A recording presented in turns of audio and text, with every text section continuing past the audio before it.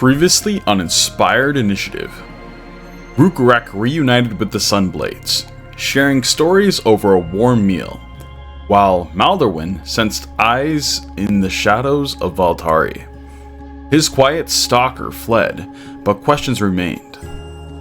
Asja and Euan returned home, and Euan fell to a bed for some rest, burdened by something deep within him. The Malahue scrambled for answers. A cryptic letter from Shadowthorn hinted at a lost power in Mithrandel, and that Maldorwen's brother is somehow involved. A visit from the rival Stormseer squad brought wine and veiled insults. Later, Asja, while watching over Euan, attached an Elandris gemstone to the slumbering Drakthir. When morning came, and Euan didn't rise, the aid from the First Light Apothecary was sought out. Inside, Cordrin and Asja visited the slumbering Euan, where they discovered the Elandris had started to shine brilliantly. Now, with the grand invitation to the Blazing Ball in hand, a Malvis game on the horizon, and Euan still lost in sleep, what else awaits the Malahue in the City of Glass?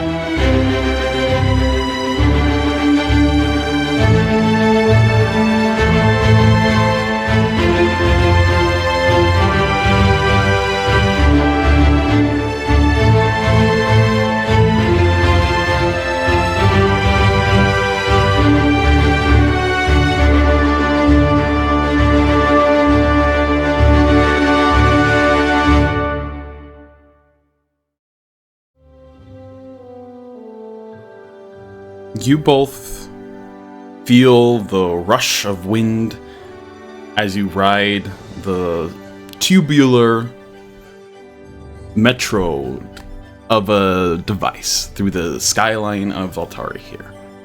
The towering glass spires passing in just a glance.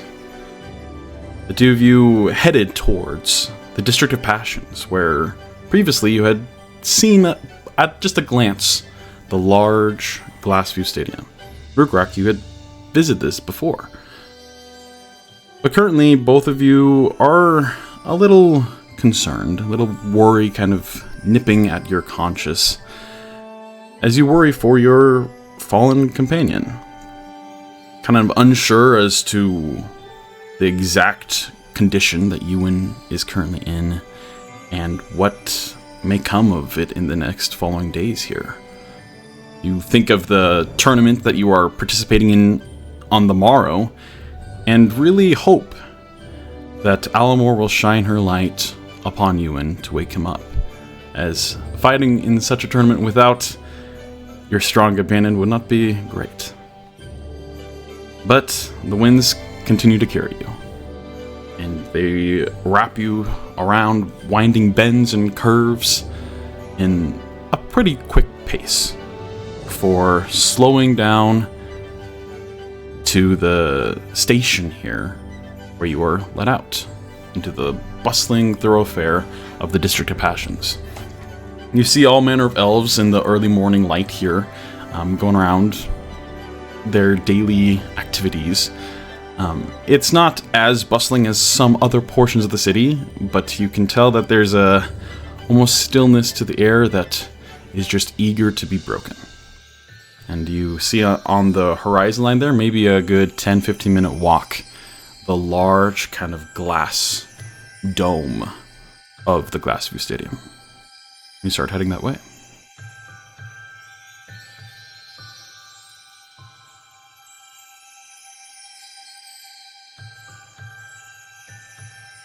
Oh my god, I just realized that Rhukkarrak is a jock. That's great. And I think if we are off the station, then Maldorwen would pull, I guess, or like give a little tug onto Rhukkarrak's cape to like catch his attention. Okay.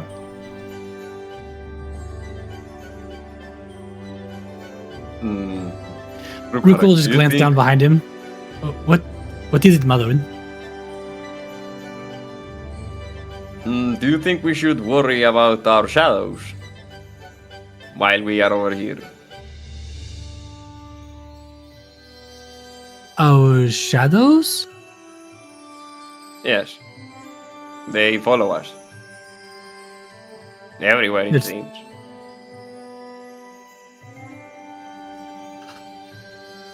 Oh. And he's going to look around a little bit nervously. He was completely lost in thought the entire time. Make a perception check for me.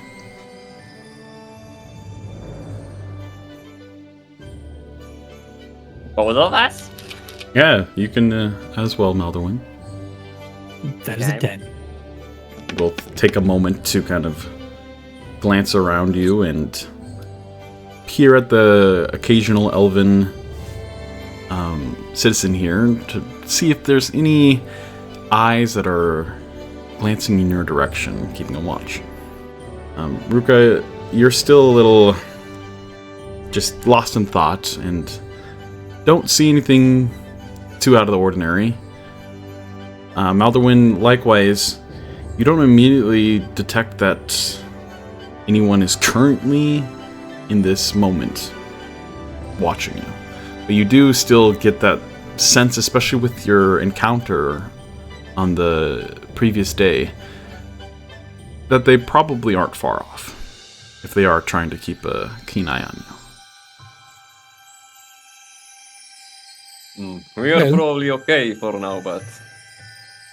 Yes, I don't really see anyone, and besides, they probably won't do anything until the ball tomorrow. Especially since we're planning on doing it anyway. I'm not sure exactly, like, I've been into the stadium where the seats are, but I'm not sure exactly where to go. We could try around the sides of the building. I think we should probably look for the main entrance and ask for my sister. They should be able to take us to her, don't you think? That better idea than what I have, so we can do that. And as you're I was also wondering towards the Glassview Stadium here, as you're walking out of the station, you do see a large kind of road that leads directly towards the structure there.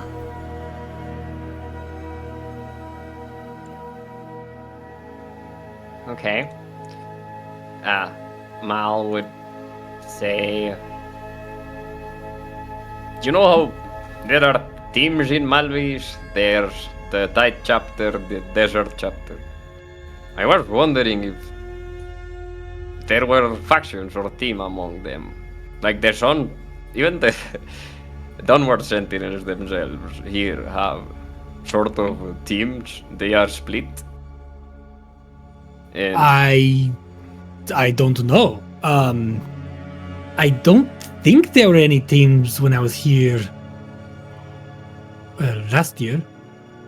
But do you think it's him, the Thorn, on our side, who is, the person that is responsible for all that happens from here to Elendor? Wait, what? I don't know if you're picking up what I'm laying down, but you know the shadows more than I. I like to bask in the sunlight. The light of Alamo. I know some shadows very well back home, but I do not know the shadows here very well. I see. And as for what exactly they are doing, or I don't know. They're quite dark. It's hard to make out anything in the shadows. I was just wondering if they had a group or who makes the decisions for them. You know, is it just someone who is giving the orders, or do they have a group, or I don't know. That's what I was wondering. I was also maybe thinking that. Well, I was given the impression that the shadows stretch from Elendor. Okay. I see. The last time I was here in town, that is what I was told. But whether that is true or not, I do not know.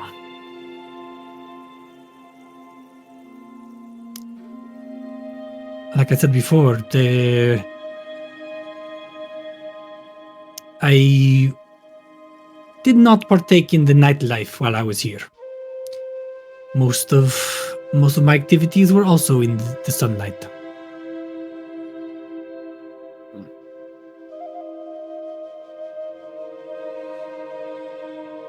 I see. Well, I think it would be good to find out who is behind their plan, whatever it is. But for now, let's just try and find Brisa. Yes. I was only introduced to the nightlife I don't know, a year or two ago. That seems like a lot of time, but when most of your time is spent escorting travelers and odd jobs, you don't really take advantage of the nightlife at all. So the shadows in these strange towns are still quite unfamiliar.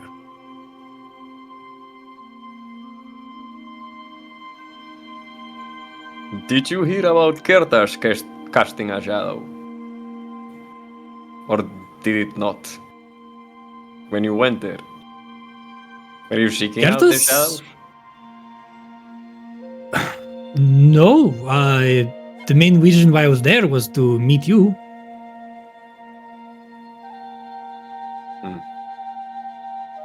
Do your kind even have any kind of lively night activities? Well,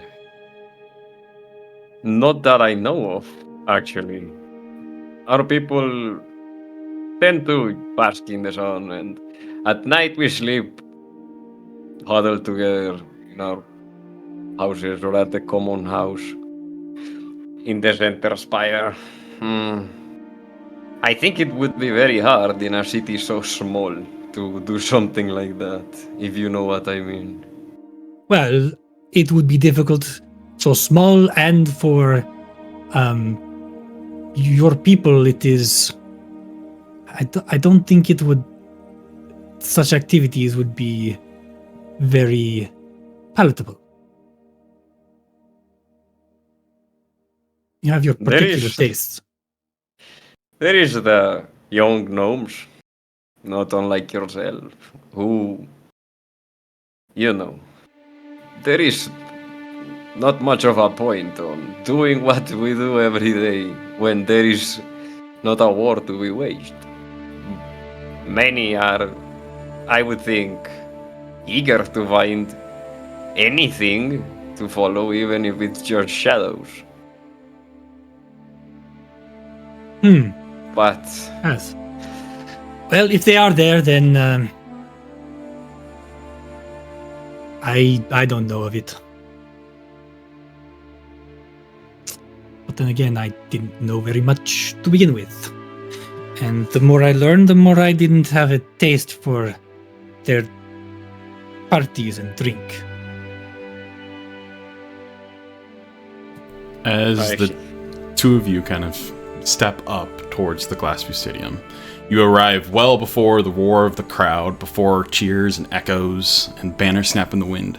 The morning light filters through the massive arcs of ember glass dome, casting a golden pink glow over the silent arena.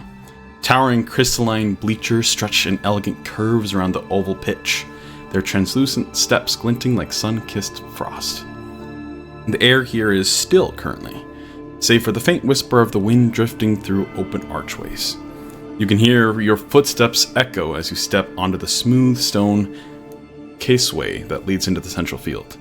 A few early staff you can see bustling around, preparing different magical illusions and checking on different glyphs that align the arena here.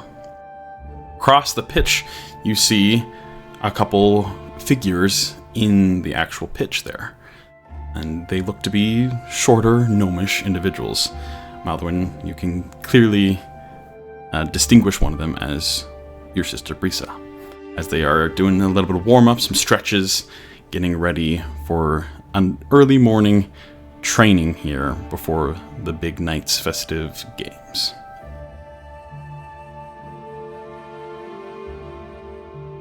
As you kind of walk forward and make yourself known, there's no one that currently stops you. As you can see, the place is quite empty. It is still earlier in the morning, and you can tell that by the lack of individuals here, the game is probably not going to be till much later tonight.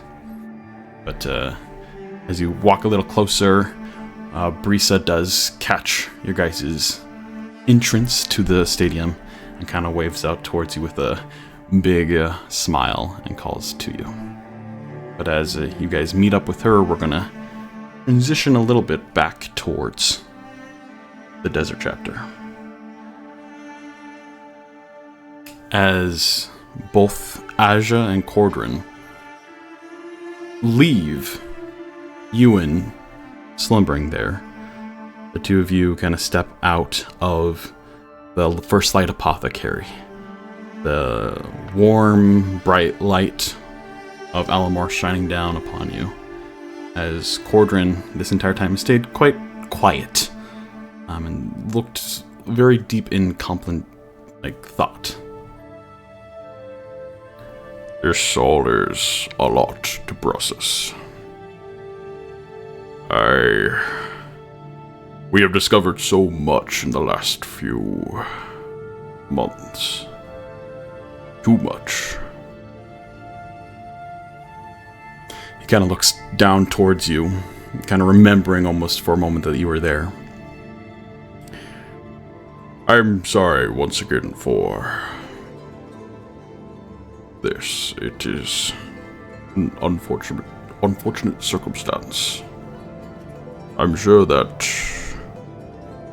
he will be fine. He is strong. I hope so.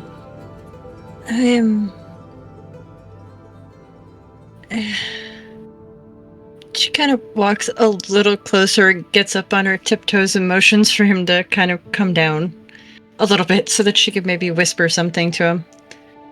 And kneels a little bit. Have I done something really wrong? Like, she looks scared when she kind of pulls away and looks at him. He looks puzzled, a little more so than usual. I do not follow. Well, he's a Drakthir. He's not Gemborn. Yes. I've put him in danger, haven't I? I don't know if I would say that. His case is quite the unique circumstance, yes. But from my knowledge of what the Elandris are, I do not believe danger can come of them. At least not directly. I'm Oh, I meant more from people who...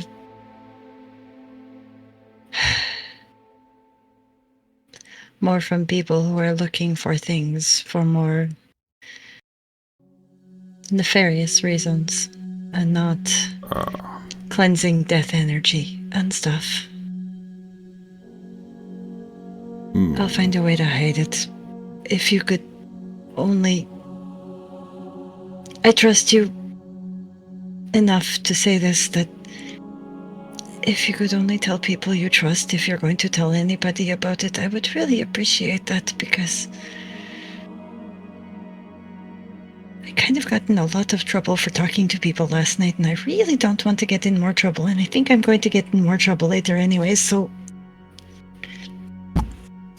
He kind of puts a large hand on your shoulder, kind of comfortingly. She's just looking down at the ground, kicking her feet a little bit, like the younger kid she kind of is. I would not worry, so... While, Euan is quite unique individual, I don't believe this will draw more ire, at least. Unless people pay close attention. But his green scales kind of already gave that away. You're telling me. That was the first thing I noticed about him when I met him, was, why is he green? And then I healed him, and then I followed him around for a few weeks before I, just directly asked him, why are you green? And then anyways, you go, I need to go, Malvis. Yes, I need to go to the District of Passions, and we are going to watch Maldorwen's sister play Malvis today. Just kind of stands back up. It kind of gives you a nod. Thank you, Cordron. Kind of looks off into the distance. When the kind of motions towards the stormy skies that are just beyond past Valtaris. This passes. There is much information within the Twilight Reach that might be able to garner more insight than even I can now. If you were to find yourself there, I'm sure we would accept you and your companions. Thank you. Stay safe. And you watch as he pulls a small little, talisman out from under one of the cloaks that he wears. And he rips it off his neck. And then looks over to you and gives you one final nod before crushing it. As immediately, vaporous kind of mist kind of billows from it and starts swirling around him. As you watch Cordron's form start to shift and shimmer and start to dissolve into vapor itself before he shoots up into the sky and flies off. As the wind itself carried him away.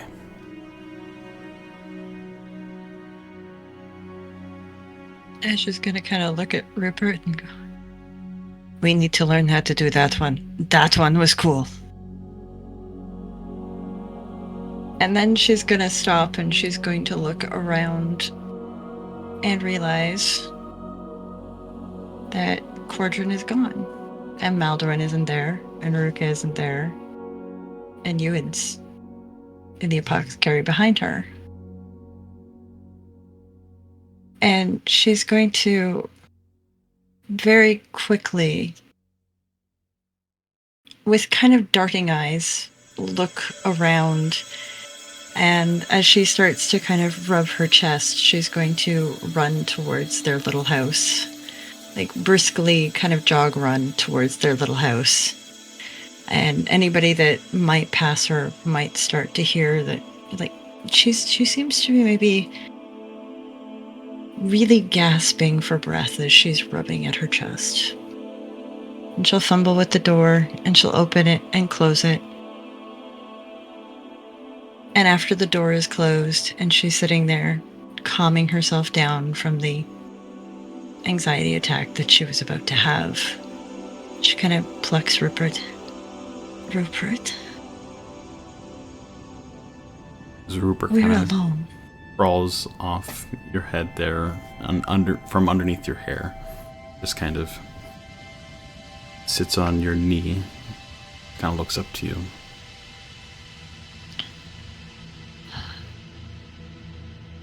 Remember all those years?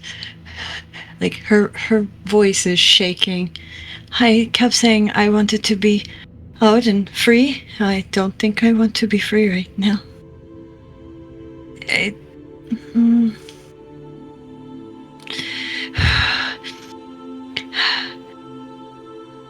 I was okay when Euan was here.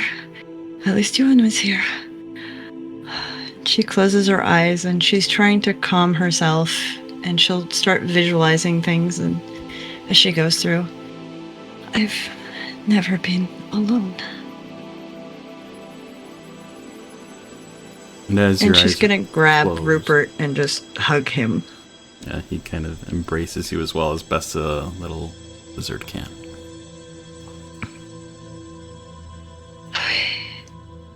And she's just gonna calm her breathing down. Okay. We can do this. We need to get to Mavis. We need to get to the Passion District. District of Passion. And then we need to find Maldorwen and Rhukkarrak. And then we won't be alone. So... But first, I shouldn't get in more trouble. And she's going to at least remove her jacket. So the jacket she's been wearing, she's going to remove that, which is an identifying marker of where she came from. Okay. There's not much I can do about. She'll dig through her things, and she's just going to find a little pouch or something that she's got, and much like what she did with Euan, she's going to put it around her neck, open it up. She's going to remove her elandris from around her forehead, and she's going to put it into the pouch, close it, and kind of tuck it into the bandages the wrapping she's got around her chest. And kind of tousle her hair out and go, best I can do for now. We'll have to go get a better disguise later, Rupert. I did promise to get you a sword. Alright. Don't let go of my hand, okay? Let's go. And she's going to take a deep breath in and raise herself up, and yet again that smile is going to be on her face that she has trained herself for years to put on her face, even in the worst circumstances, and just walk out the door, lock it, and head towards the air tubes. The whole time, though, she is clutching Rupert like to her chest kind of deal. He is right now her little support lizard. All right. And she will head to the District of Passions. She's trying not to get too close to people so that no one kind of sees, that she is terrified as she's doing this. And there is enough populace within Valtari here that you can easily go among the crowds and find your own personal spaces. Nobody pays direct attention to you that you notice. Perfect. And I guess she will head for the stadium. Okay. Well, as we shift back towards the stadium, Brisa calling out to the two of you. Finally, brother, it's been a couple of days. You didn't come practice. Get over here. I'm sorry, I'm just very busy. Altari is a very big place. That it is. Yes, I'm actually going to participate in the tournament that Donor Sentinels are gonna have in a couple days. I think it's tomorrow, actually. Oh. So you should also come see me, Make a name for myself, I guess. Not like you, of course. You are already a legend, it seems. Kind of chuckles and gives you a smile. I wouldn't miss it for the world. Anyways, I think some introductions are in order here. She kind of motions back to the other 3 teammates here that you can see, all gnomish. 2 male and 1 other female gnome here that are doing various different stretching. You see one carrying a large fan, one that is already harnessed to a kite that they're carrying around. This over here, this is Stratos. Motioning towards the individual who is currently not carrying both the fan or the kite. The male gnome who kind of shorter for a gnome even, but kind of looks up towards you. It is a pleasure. And kind of waves a little hand, continuing to still do a little bit of a motion to get ready for the day. He is a forward. Then, of course, I play the defense. She kind of motions towards a little net that is on the ground that she placed down to come meet you guys. Then we have Nimbus. And you can see the other feminine gnome here, who is wearing a full helm similar to Maldorwen's, but not quite as...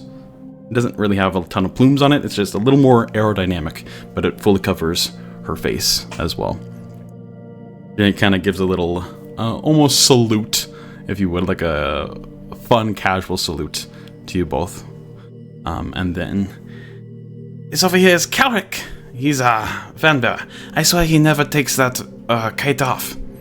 As Czepeku, the other male gnome, not wearing any sort of mask at all, kind of gives a large smile and a nod before adjusting part of the straps that make up the harness of the kite. Well, Kertas is the city of kites. Even before we were known for our fierceness in battle, we were known for our kite. Malvir was a thing back then. Czepeku kind of pipes up. Exactly, I always wear the kite. It reminds me of home. Well done. I love your kite. It's very colorful. And it is. As you kind of look at it, it is one of the finer, like, professionally made kites that you've seen. Most of the kites that are used in commonplace practices of Malvis and whatnot are kind of shambled together with different cloths and whatnot.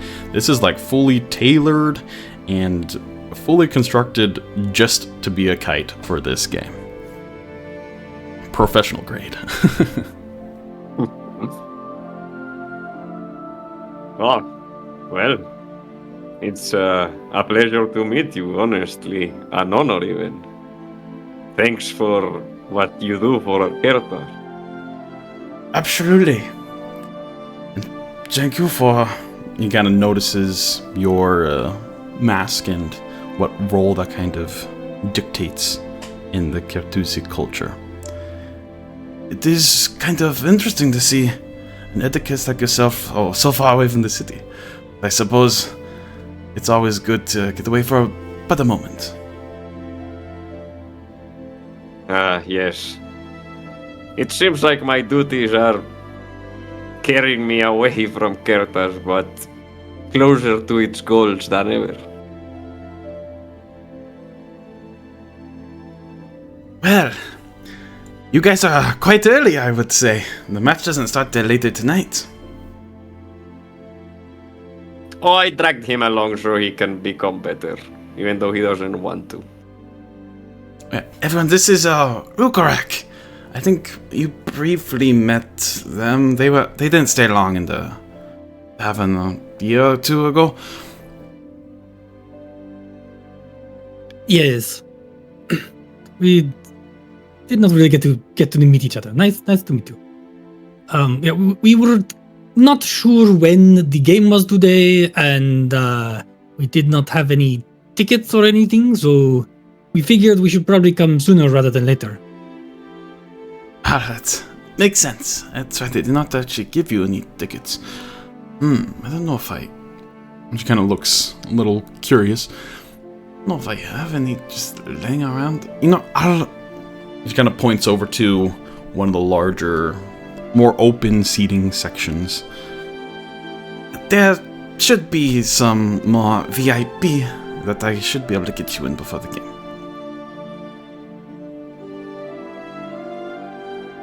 I mean, if it is going to be difficult for you to do, we don't need to inconvenience you. Oh, not at all, not at all. However, you could convenience me. She kind of calls back to the other gnomes there. You all should know that Rook actually played in Kyrtis for a little while, and he's quite good.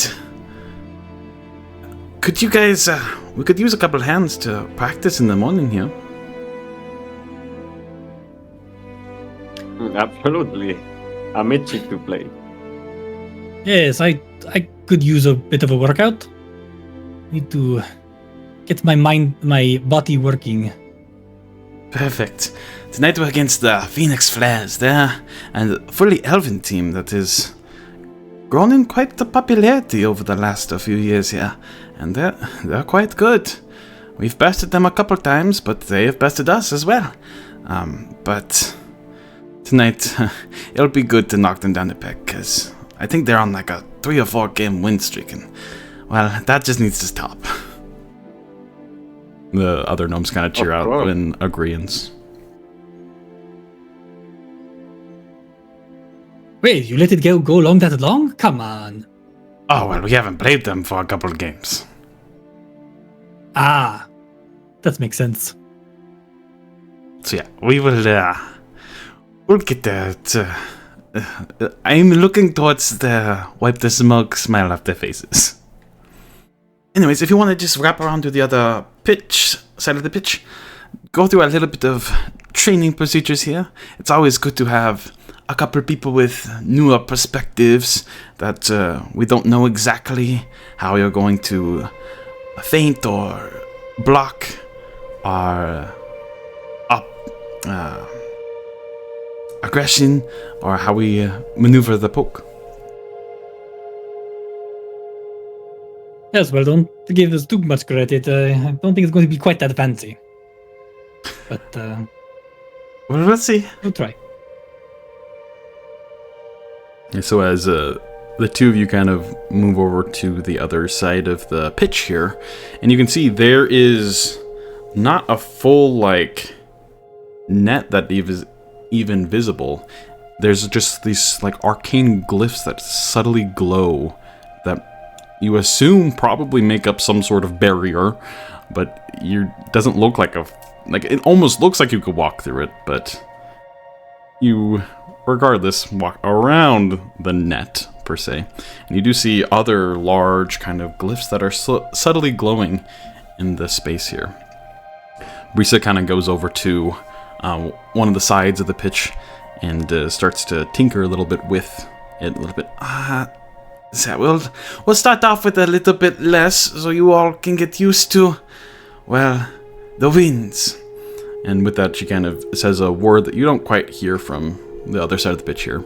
But immediately, similar to the airways that you've traveled in, wind suffuses the area, and a torrent of gusts that envelop the pitch here. As Rhukkarrak, your hair starts to violently get thrown around back and forth.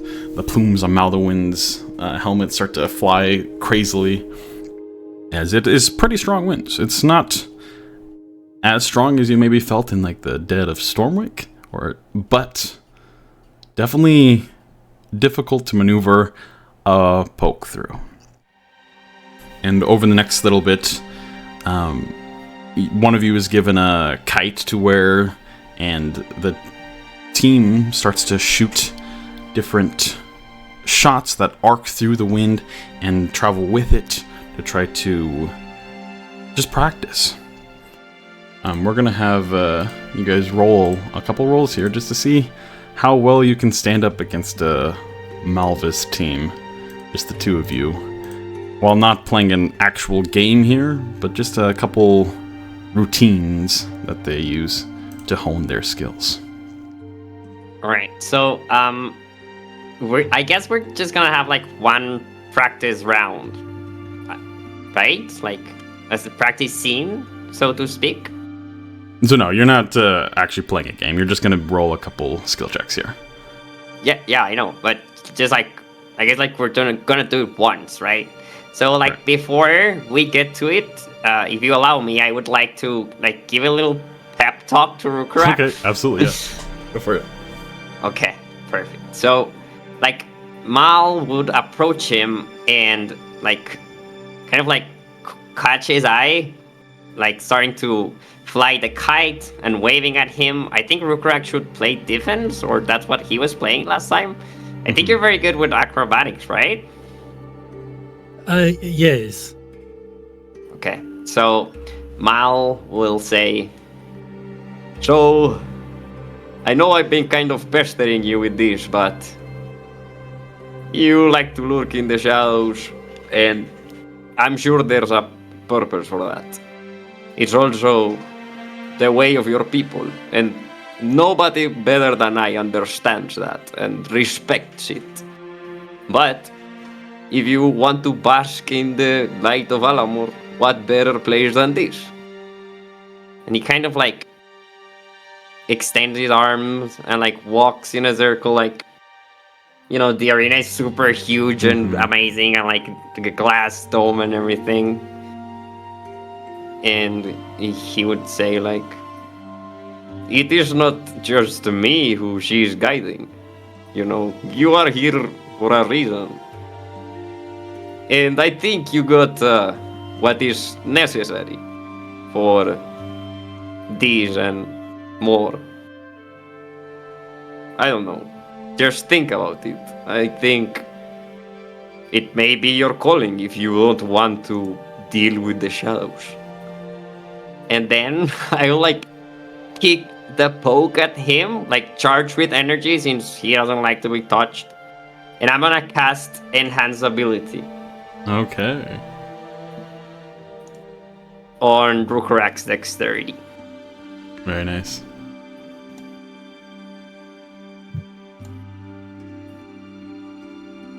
Ruka will just be like, yeah, that is very nice, but let's work out. Let's get moving and get our muscles warmed up. Yes. Let's try to beat their ass. They should not, underestimate us. Let's give it our best. We are the Motley Hue after all. Also, under his breath, as Maldorwen gets closer, he's gonna be like, I feel a little bit lighter. Did you do something? Is that legal? Just keep it between us. I might have done something. I don't know. Okay. And that gives me Let- advantage on Dex checks, Yes. right? Yep. Mm-hmm. Let's see if it works first. Alrighty.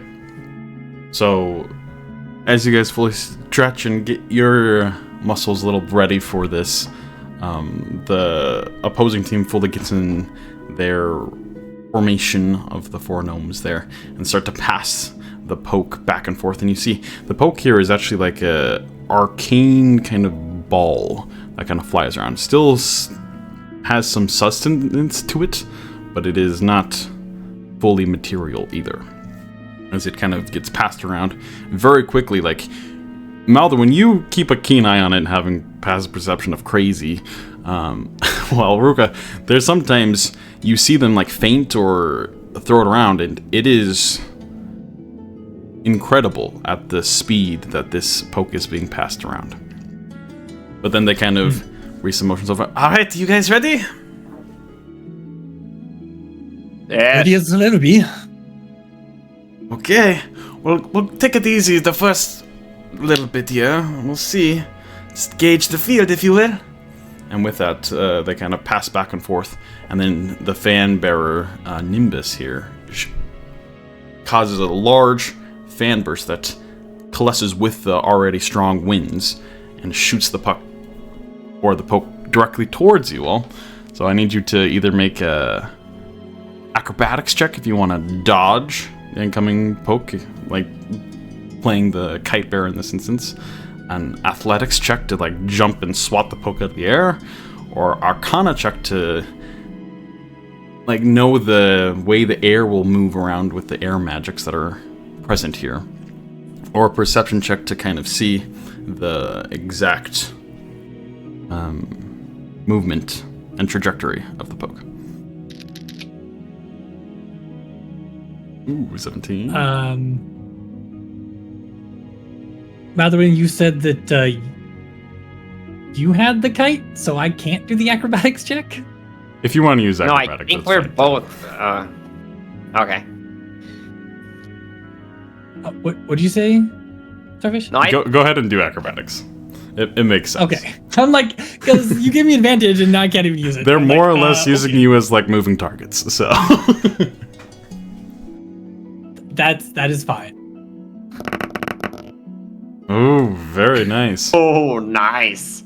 So as it darts towards Maldorwen, but then the air current wraps it around right towards Rhukkarrak, it nearly makes contact with Rukka's kite here.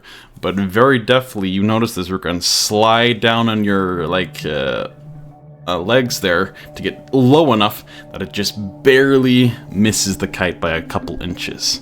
And Brisa kind of gives out a loud whistle. Impressive! Not many dodge Stratos' backspin curveball! As they kind of throw it back and forth a couple times. Out of the several times that you practice here, it's very rare that you actually dodge the poke. About 90% of the time, it hits one of your kites. But you can see there's a little bit of impressed nature at the other team, not really knowing you two, and you are only 2 instead of a team of 4, and how you are still able to dodge and weave and make a little bit of a challenge for these other very professional athletes of the Malvis sport. That happens for a good 15-20ish or so more minutes as Asja, you eventually arrive, kind of walking through and yet again staying to yourself a bit as you witness the grandiose, vacant, more or less, arena. You can see a little bit of frivolity and match that is happening at the center as Rhukka and Maldorwen try to dodge their onslaught of attacks. You've kind of rejoined the group right as the rest of you kind of finish up. I will say, you guys are quite impressive. Oh! And Brisa kind of gives you a wave as you approach. Hello, Brisa. It's good to see you. Likewise.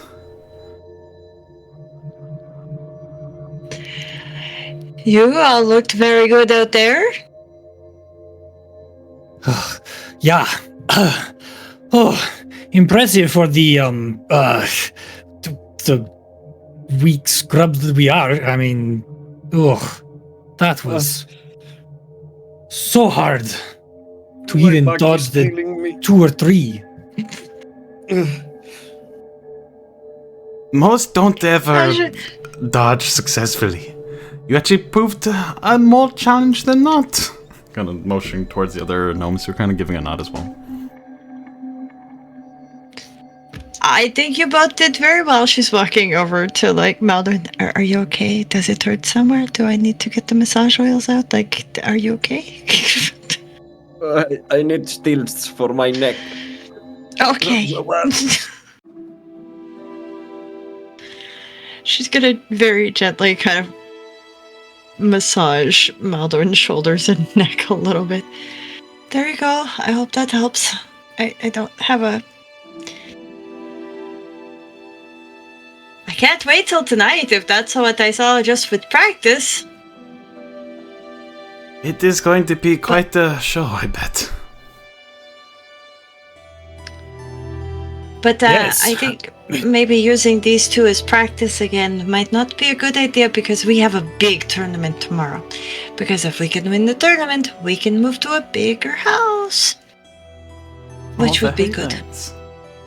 I mean, this was a very good cardio workout, so I don't know. But yes, the games are quite.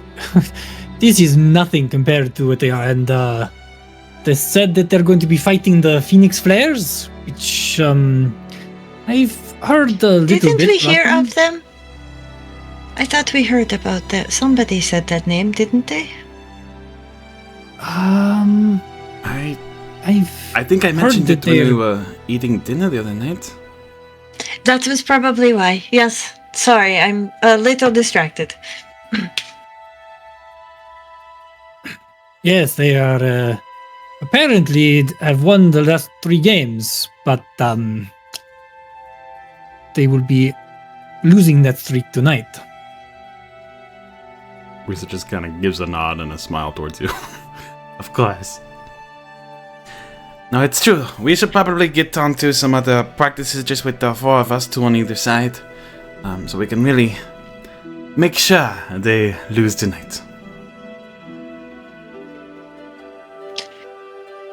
I look forward to seeing more. She's gonna go in a pouch and get out this little bit of an oil and put it on her fingers, and might hurt a little or burn a little bit for a moment, but then she'll feel better. And she's continuing to rub out Maldorwen's neck and shoulder, a little bit, but with kind of the oil. It goes a little bit warm, and then it goes warmer, and then it starts to cool again, but. Icy hot? Sort of. We're talking traditional Asian medication, but yes, it's pretty much like icy hot. Okay.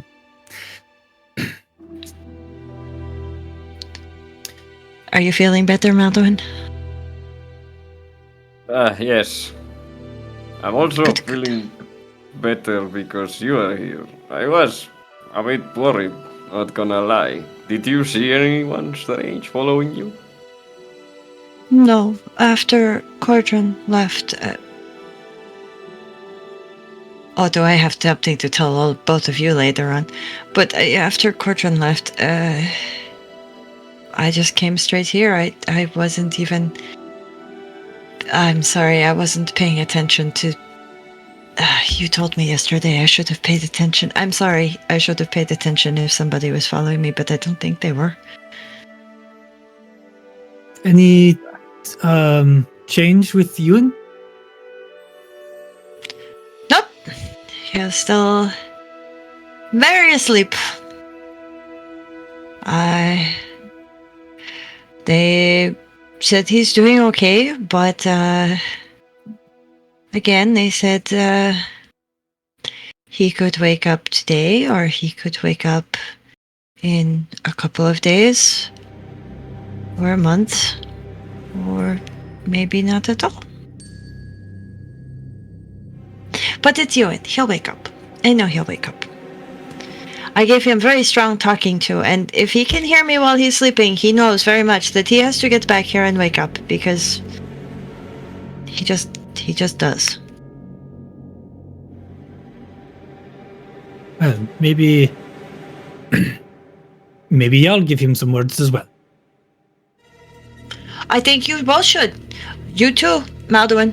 I mean, as far as I can tell, he considers you a good friend, so you go in and give him stern, soldier-to-soldier talking to, okay? You tell him he has to return.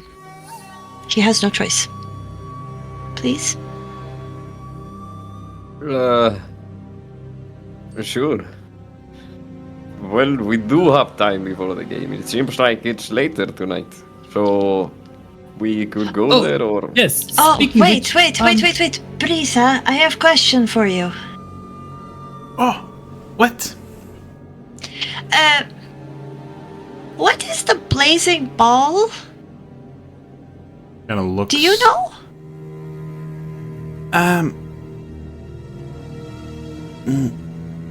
It's probably just one of the balls they have. Kind of motions towards like outside of the arena here. They do. Elves be elves. No offense. They do all Not kinds take of it, trust parties, me. and I don't think I've heard specifically of this blazing ball. Probably just some sort of dance or something they do. They have. I swear, it's like every night. Okay. I was just going to ask you if you knew, like, is there dress code? Is there not dress code? How should we? Because if I have to get dressed again, some point, Brisa, when you're not busy, let me tell you about fashion in Ellendor. It is not good. It is. Don't go to Ellendor if you want to be well dressed. I will note that. Yeah, I would talk to maybe another elf that lives here. I don't leave this place all often, kind of motioning towards the pitch in the arena here. Kind of where I spend a lot of my time. Well, you are very good at what you do, so being dedicated to what you do is a very good thing. It means you will stay the best. That's what everybody in the city says, is you seem to be one of the best. They think very highly of you. She just gives her like a big smile. Yeah, it is a lot of work, but it's rewarding. But more than that, She rushes off. your and brother has always spoken catches well one of you. poke. Bye. All right. We should. Wait, Risa, what time? We didn't get the time for tonight, so make sure we're not Like late. right at sunset is when the game starts. Okay, thank you. She once again kind of rushes off and continues practicing with the fellow teammates there.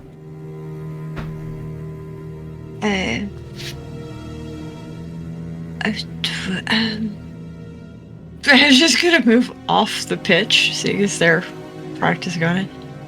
So, what do the both of you want to do? I'd like to go shopping. Ruka, you might want to go shopping too for some new clothes.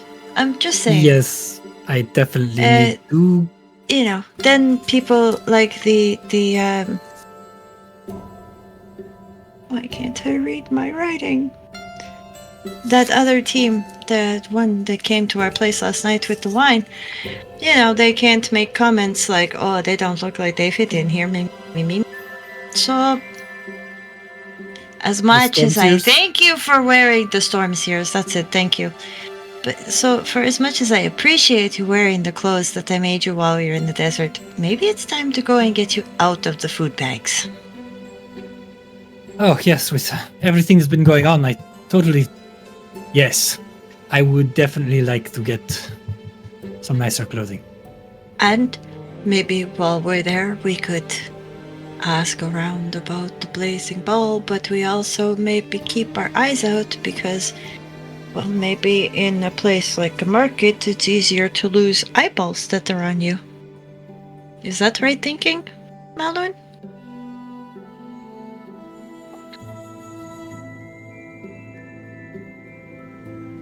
I mean, I do have something in mind for the ball that I would like to wear.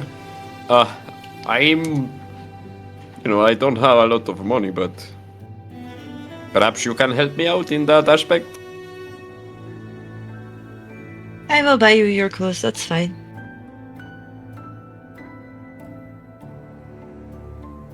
I don't have problem with that. It's not Then like I yes. need to bring home big bags of money. Don't even know when I'm going to go home. No. Oh, right. On a quiet note, so from here on in, if somebody says, oh, where is she from? Don't tell them the truth, please. I know, very hard of me to ask other people to lie, but, do you guys remember when I lost my magic because I did something wrong? Last night, maybe I got it was still very loving and very caring, but I got in trouble last night for maybe saying too much about things.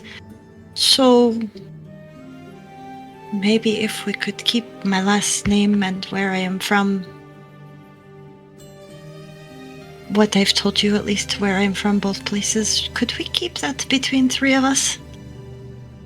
Please. Well, where are you from? Just say I've What never did- said. Yes, don't worry, I never tell anything to anyone. And I don't like talking about other people. That's rude, in my opinion. I really like traveling with you, and I don't want to have to go home because I keep making mistakes. So, if you could help me be able to stay out and traveling with you all instead of, I don't know, I would really appreciate it. Thank you. Because it's nice to have friends that are not also somebody you refer to as your cousin or your sister or your brother. Let's go shopping. Yes. I could use Yes. some. What was I heard a lady in Ellendor call it. She was angry at her husband, so she was going to go for some retail therapy with his money. Yes, that's it. Let's go to retail therapy with our money, though. Let's go. What? Are we going to a bar or something, or trying to find a bard? No, we're going to go and So- try and find the market, or do. Hold What on does a that have to do second. with tails? Retail? It's another word for shopping, is it not? I don't know. That's what the lady said. And then she started buying a lot of things in that store where I bought that dress. So, I mean, that was a lot of money. Elendor is weird. Ellendor is very weird. Valtari is very different from... I would have thought Ellendor and Valtari... I thought Valtari was going to be worse than Ellendor, but Valtari seems to be... I don't know what happened to Ellendor. It decided to rebel. I mean, very different than this place. You would never find something for free in Ellendor. No. But first things first. Hold on. She's just gonna kind of... As they're walking down, she's just... Excuse me? Just to some random person. Excuse me? I'm new in the city, and I need to go and buy some clothing and a few other things. What district would I go to? I'm assuming district. Yeah, you want to be going to the fabrication district. Fabrication. Okay. If you just want basic clothes, though, you're going to go to the living district, and they can probably give you something. Fabrication I district it Could is. have gotten some there. At least something different than this. But anyway, fabrication it is. Good day. Thank you very much. I appreciate. Have a good day. Bye. You kind of Although I've been wearing it for so long now, Okay. I've been wearing it for so long now, it doesn't itch anymore. Well, At that's a that good thing. I moment. also put lining in it. It itches. The lining definitely helps, but still sometimes the hard fibers would poke through. I understand that. All right. Well, we have directions. We know where we're going. All right. So as you guys walk towards the direction that the random elven individual pointed you in, currently the District of Passions here is all manner of large, grandiose sculptures and artistic masterpieces. You kind of keep to yourself a little bit and make your way towards another one of the airways where you can step on and have it glide you through the district very much quicker than walking the long length towards the fabrication district, as Vatari is still quite a large city. As they were walking towards the air thing, though, Asja's going to play a little tourist and be like, ooh, ooh. perception check. Because now Maldorwen has her all like, we should be watching our Slack all the time. Okay, go ahead and roll. So she's going to do a quick little perception. Ooh, 20. a 20. Okay. It is not obvious. And it takes you a while before you do recognize. You just get that sense that someone might be watching and you kind of look towards a statue at one point. Ooh, look at the pretty... And you barely see some movement, like, in a crowd. And you just kind of think to yourself, And then another moment later, a couple minutes down the line, like maybe when you're getting on the airway, you kind of, once again, just see a little bit of eyes that are watching. You do believe that there are eyes watching your group here. You're not sure how many or if they're going to follow, but it does send a little bit of concern. She's gonna kind of, like, give with the smile, but kind of under her breath. Eyeballs in the crowd. Do-do-do-do-do-do-do-do-do. So the shadows are a bit thicker here.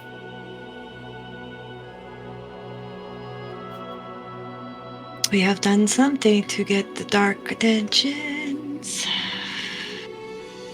Oh, I don't think it was avoidable. Not with what we did.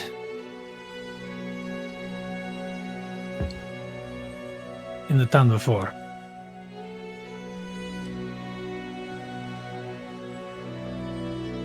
Alright, well, with that kind of pressing on your minds a little bit and you being a little more self-conscious about what exactly you say in front of your allies here, you start to...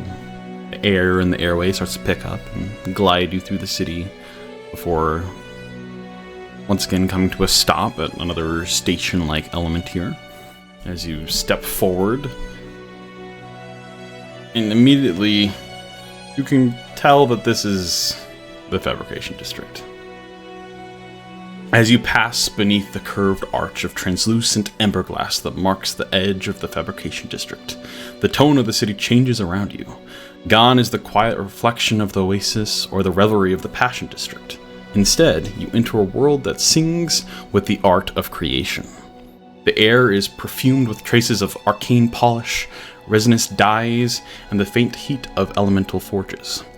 Towers of shaped ember glass spiral elegantly into the sky, glowing faintly with inner enchantments.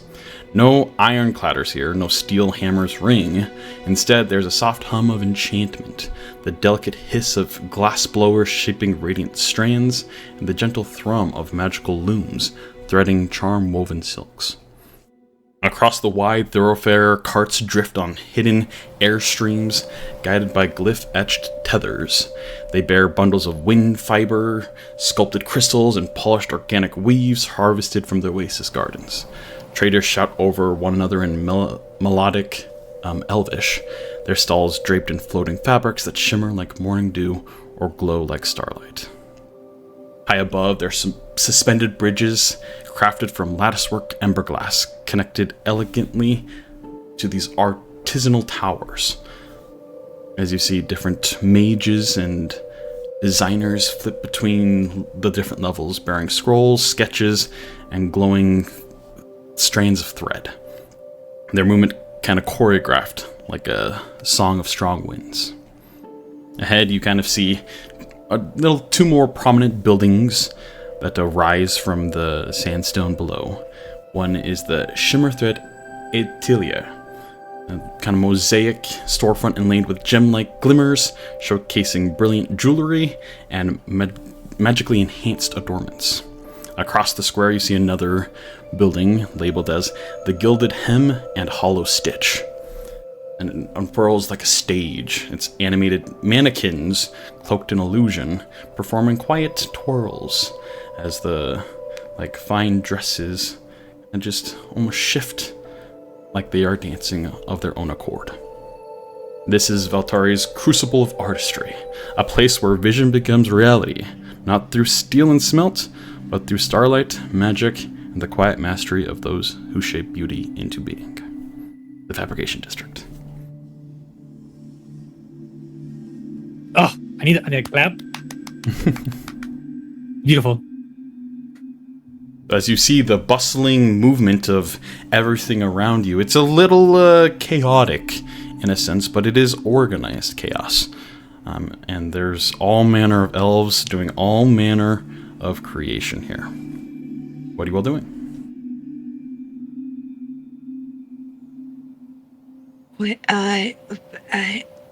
I just gonna be looking at everything. Oh, I like this place, but we all need clothes, so why don't we find clothing place first? And then I need to find a jeweler after that, and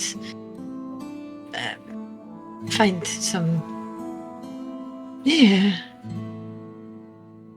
This place is amazing. She's just taking it all in.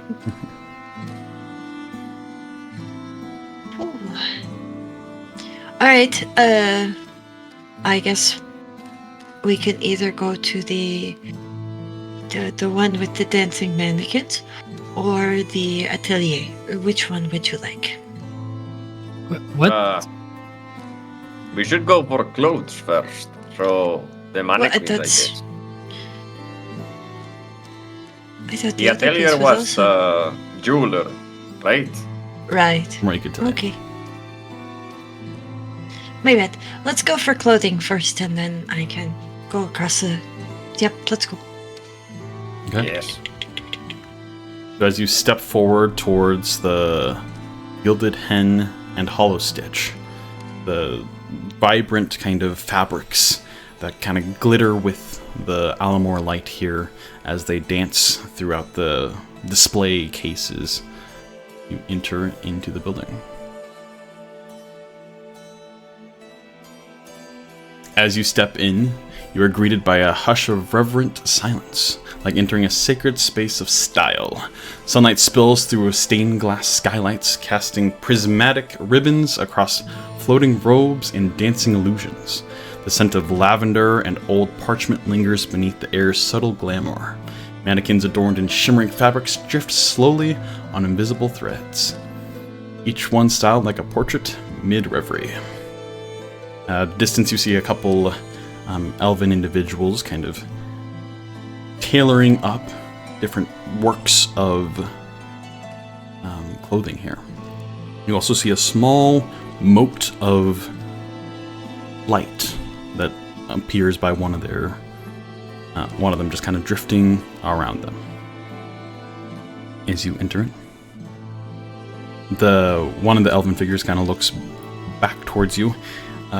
Quite aged feminine elven figure here in very glamorous dress here, like incredibly exquisite taste. She kind of walks up to you.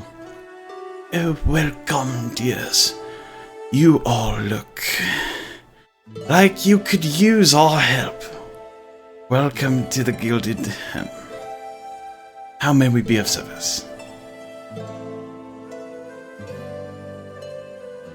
Maldorwen Joy's on the floor. And he's just like looking at her, and he's kind of like taken aback by her beauty. And he'll say, "Oh, yes, we traveled to the desert just now. We just arrived at the city, and we were looking around. Wow, this place is so amazing." I can see the sand stains on your clothes, and he kind of looks at Rhukkarrak with a concerned expression. The little mote of light kind of drifts over, and an audible voice apparates from it. Yes, that is quite distasteful indeed, Mrs. Please. I did the best I could. I'm sure you made use of what you had quite elegantly, but let's get you in something much better, dear. She is right, Ruka. I did the best with what I had. And you Yes. should get in better clothes. I mean, you were. Do you want to go first? I can wait. No, you two can go first. I'm going to look around. She kind of looks down herself. Not exactly the most fashionable person, and there's a lot of dresses here to look at. So I want to go look at different styles and see, so I don't come off looking so stupid when she asks me questions. And she walks away. Right. To just go look around the showroom where. So dresses are Ruka's and- style is typically like loose and kind of baggy, but like cinched in with belts and other things. He's looking uncomfortably at these tightly fitted and tailored clothes. Okay. You can see that she picks up on your look of uncomfort. Well, if nothing here is to your liking, we can always commission something that is more your style. Oh no, it is very nice. I understand people have their tastes, darling. No, Please, just describe what you would like. And she kind of motions you over to... there's a mirror in front of you now. And you watch Wait, as so she these flicks like her wrist, and you see in the mirror different clothing that's like... You see yourself in different clothing that she just starts to like flicker through, almost a catalog of different fine clothing. As you look down, you're not wearing these clothing, so they're just a faint illusion that the mirror is providing. So this clothing is already made for my size? It's not. It doesn't need to be adjusted. Well, dear, we have quite threads of fabric and mystery that seem to shift to one's accommodations. The glowing orb okay. kind of... She is saying that they are magic and that they will fit your needs. Well, then that is fine. I just usually like to fit my own clothing, and I'm not very good at it, so it's easier to get bulkier and just cinch it down as needed. But if these will automatically adjust, he's gonna take a new eye at these very fancy outfits. These look very nice, actually.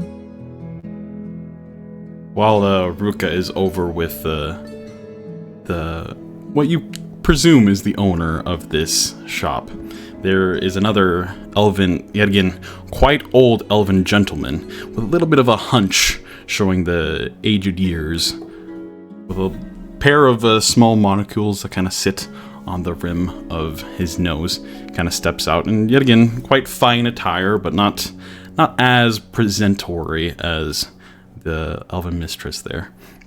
He kind of eyes the other two of you that aren't being currently helped, kind of makes his way over, hands behind his back, and kind of walks up to Maldorwen. You need something here? I see that these clothes probably are from your homeland. You want me to patch them up? Kind of noting some of the tears and rips and stains that they've occurred from the several months of travel. Yes, that would be very, very appreciated. I would love for my uniform to look better than this. All It right. has seen better days, you are right. You can just leave it with us. We'll get it right as sunshine. What, did you need anything else while you're here as well? Yes. Well, my friend, you see, I just saw the most amazing Malvis kite that I've ever seen in my life, and I want to look like that kite, but I also want a hat. I want a long mask with a long beak. I want some stormbeer feathers with some nontium feathers. And how about a stick that has Alamor and Lunor represented? Bells and whistles, something like that. Yeah, follow me.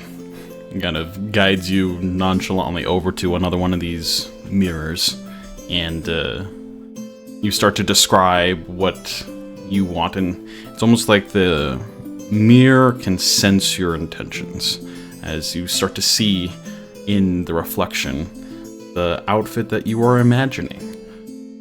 It kind of gives it a look up and down. It can be done. When do you need it by? I think tomorrow night, if that's possible. About the deadline. We can make it work. Any magical infusions that you require? Oh, what is it that you can do in that regard? No, we can make it so it repatches itself, such as if you rip it, it will sew itself back together. We can make it so, on a whim of your thoughts, it can change color, or a little bit of stuff here and there. Nothing too crazy, but... Well, it looks very good. I really like this, you know. As he's like spinning around. Wow. Yeah, I would like it not to tear and to repair itself. Yes, that sounds very good. Alright, be done. Alright, do you have a lot of, last minute orders because of the blazing ball and all that? Definitely are one of the more prestigious places where people come in for. Are you all attending the ball?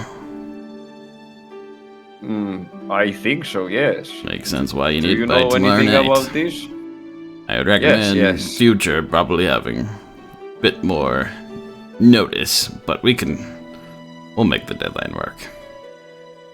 We are very sorry. We just got here in the nick of time. It's and fine. Do you have any idea of what this ball is about, or do you think this will look good for the wall? You He's like see, still spinning around looking at it himself. you see a curious expression cross the old timer's face. You are invited and you don't know what it is? That's strange. It's one of the bigger events for the higher elven society. He kind of looks at the mirror again as you're kind of doing a little bit of spins, kind of looking at the outfit that you imagined. I mean, there's all kinds of flavors and whatnot. I'm sure you'll fit. Maybe not right in, but that is the norm here. Nobody really... There's not a set fashion, per se. I like that. So high elven society. I'm from Kerter, so I wouldn't, know much about that. But it sounds very important, so I'm glad that this will work and that you will make the deadline work. Do I just step into the mirror, or how does this work? And he kind of goes over and starts to trace some runes on the mirror itself. And kind of thinks in thoughtful gaze, kind of staring past you. Alright, I've more or less got what I need from that. And as you watch the mirror, the runes that are kind of alighted as you were describing and imagining what you wanted, kind of fade a little bit, and you just see your normal reflection. And it's quite the stark difference seeing this imagined nice outfit to now your kind of shambled, desert-strewn and worn clothing. Yeah, all right. I think that would actually take him aback. And when that happens and the magic goes away, I think he would be like he's jaw would drop to the floor again, but just like looking at himself and like just how beat up he looks, and like I think like he knowing himself, like it's not gonna be just like his clothes and everything, like even with the mask, like he can see that he's like that exhaustion really took a toll on him, and that like I guess like beyond the helmet and like the mask, like his gaze has changed, and I think like yes, it's like a bit scary even for him, and definitely like yes, like definitely just takes him aback, and he'll be just like frozen for a second and just snap out of it after that. Alright, then matter of payment. Yeah, for the outfit there, the deadline, the enhancements, that's gonna be 300 gold pieces.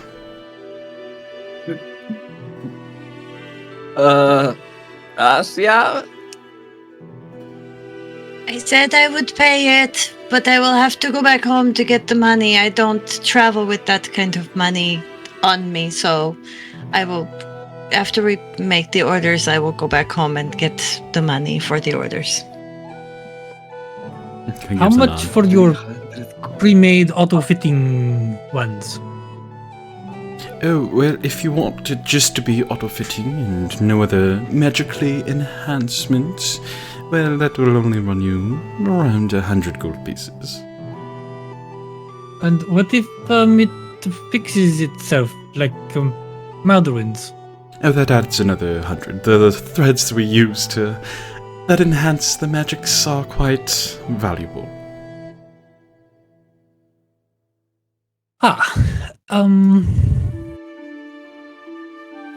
Well, I think our resident tailor does a very good job at fixing things, so I think I will just get the regular fitting. Very well. And he's actually going to get like a couple pairs of really nice clothes, because this is kind of the first time that he's actually looked at this kind of stuff in any kind of serious manner. And he's like, oh wow, actually this is really nice, and this is and he'll like have a bunch of indecision, and then he'll just be like, oh, I can afford to. I want it blue or pink, no blue, pink. No. Yeah. He's gotta go with purple. Yeah, obviously it's maybe purple. Maybe another color. Blue and pink mixed purple. No. During this time, as both the Rhukkarrak and Maldorwen are being helped, Asja, what do you do in this moment? You can see there's only the two elves in there that are helping. You have a moment to yourself. Asja's gonna kind of walk around the dresses. And... Rupert? What do you... I don't think any of these really suit me. Oh, I don't know. And she's just gonna continue looking for... It almost seems something sort of specific, but also not really known about. Like, she's not exactly sure, but I mean, she'll just be looking at the dresses and the different materials and be like, well, I like this material, and you know, but I like that, and oh, I don't know. And so, kid in a candy store full of beautiful dresses. I mean, that's what she's doing right now. All right. Eventually, Ruka and Maldorwen kind of finish up with their orders as they mark down everything, and the feminine elf steps over and kind of back over to you. So, would you like something as well, dear? I've seen you perusing. Anything catch your eye? Or kind of motions towards the mirror. Anything custom? Well, I've been traveling for a little while, but I was also thinking I'm almost 100. Maybe I should start, I don't know, dressing a bit more adult and I do have something a little bit more specific in mind. Maybe I could show you in the mirror? Please. As you kind of walk over, the glowing ball of light kind of pipes up. It will have to be quite exotic for that hair. You can step in front of the mirror and go ahead and start to describe what Asja thinks or desires of. She is going to envision a longer dress that goes down, maybe touching just the tops of the feet, sleeveless, but form fitted to her, so tighter to the body, with a deep cowled hood. And then 2 slits up the front of each thigh that go pretty much almost all the way up. Maybe something like this? And it's kind of in a shimmery, iridescent kind of material. The mistress here kind of looks up and down the mirror and kind of motions you to turn a little bit, seeing all the intricacies of the dress that you have imagined here come to life on the reflection. Oh, yes, that would fit quite nicely. I believe that is something we can do.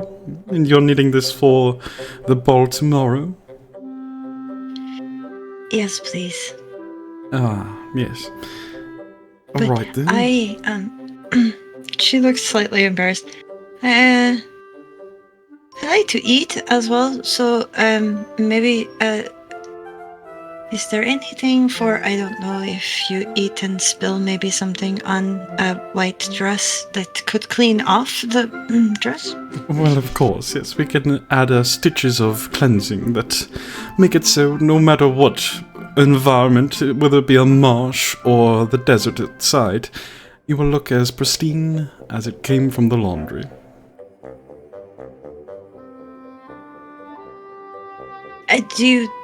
I am asking your opinion.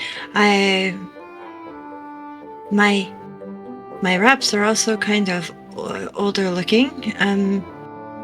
What do you suggest? Maybe maybe we could do something that's a lighter pink or something. Maybe That can be done. she's showing the wraps around her arms and her legs, the one that's in her torso and stuff like that as well. If these have sentimental value as well, we can always tailor them with the arcane infusions, or we can, if not, start from scratch. You know what? I think best to start from scratch. I mean, these are just old things I've had from childhood. Very well. Not a problem if I put them away. I mean, as I said, she kind of holds herself up. I am almost 100. I should start, I don't know, putting away the things from my childhood, shouldn't I?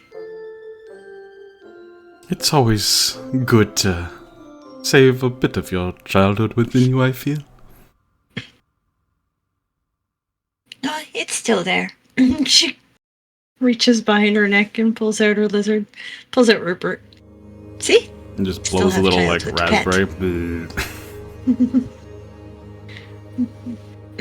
I see.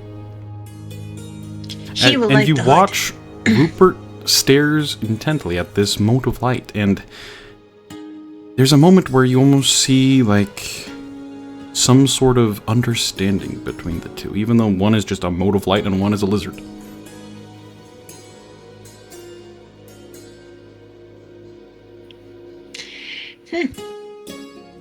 Interesting. Are you making friends? Just eyes back at you and then kind of shuffles back into your hair. Not friends. Okay. But yes, maybe we could do something just to, I don't know, spritz things up a little. Absolutely. Alright, so all over Rhukkarrak, how many tunics or sets of gear did you want? 2. 2? Okay, and then Asja, you're doing the dress. Maldorwen's doing his fancy costume as well. So just the 4 of those. So Maldorwen's was 300, which Asja is covering. Then Asja, yours. What arcane infusions are you wanting them to do? They can do a cleansing infusion that cleanses it always, like it's proper laundered. They can do it where you can imagine it to shift colors and almost like a. I think she's going with I think she's going to go with cleansing and tearing, because as much as this fine lady thinks that she's only getting this for the ball, no. She's going to be kicking butt in this at some point, so she wants to get the bloodstains out afterwards. Okay, so cleansing and repairing. So that's with the deadline in Sutu, that's another 300 for that one. That's fine.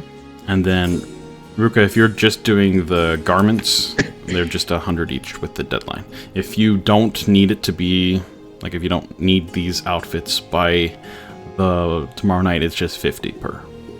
And with no other infusions other than their standard that comes with everything that self-tailors the outfit to your fitting.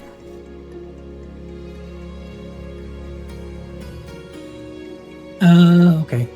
He just needs the 1 for tomorrow, so he'll get the. And what is Rhukkarrak getting for tomorrow? Like a nice tux or suit, or just anything in particular? So he is going to. So 1 is going to be one of their more like standard line, like tux suit type deal. Fancy, probably purple. He likes purple. Okay. And then the other one, he's actually going to get out some of the scales and trophies that he has collected along the way and ask them to incorporate it into. It's not going to be armor. It's definitely for accent and aesthetic. But he wants to incorporate in like some of the wyvern scales, maybe bits of the chitin into this like everyday, somewhat rustic but fancy looking clothing. Okay, yeah, they do inform you. Yeah, we do not usually do such things, but we can make an exception this time. We note that this will not provide any additional protection. Just decorative, but yeah, you can do that. So yes, I don't need any armor or anything like that. I just especially these scales, I think they would make a good, and like as his image indicates, like he didn't really have armor before, but he still had like little pieces of leather, and it was accented with animal parts that it's just part of the aesthetic of his people. All right. So all in all, it's 600 for both Maldorwen and Asja stuff, and then just 100 for Rhukkarrak. Well, 150 because you want one of them for tomorrow night. Unless you want both, then it'd be 200 tomorrow night. Will we get something for 40s, or like is it fashionable to wear huge muscles and scars? I don't. I think I think he'll be fine in his clothes. I think he'll be comfortable in them if he's feeling well enough to come with us. I think we should get him something. Like that outfit over there. And it's like I was gonna say red. Red and green would not be good. We are not making him Christmas drag theory. Okay, we'll just say like deck dolls with halls of Euan. La la la. Light the fires with your fire breath. No, Sorry. no, it's probably a blue, deep blue with maybe a hint of green in it. Okay. A little suit or something. Like what about something like that? Ocean turquoise. How about we don't do that because one, we don't know if he will be awake, and two, Euan has a very I'm not sure if we could ever get him into a suit. Okay, so we might How just be about wasting our we- money. I have an idea. Just like, how about we buy him a jacket? A leather jacket, black leather with some spikes, motley hue on the back, and if he wants, he can wear it.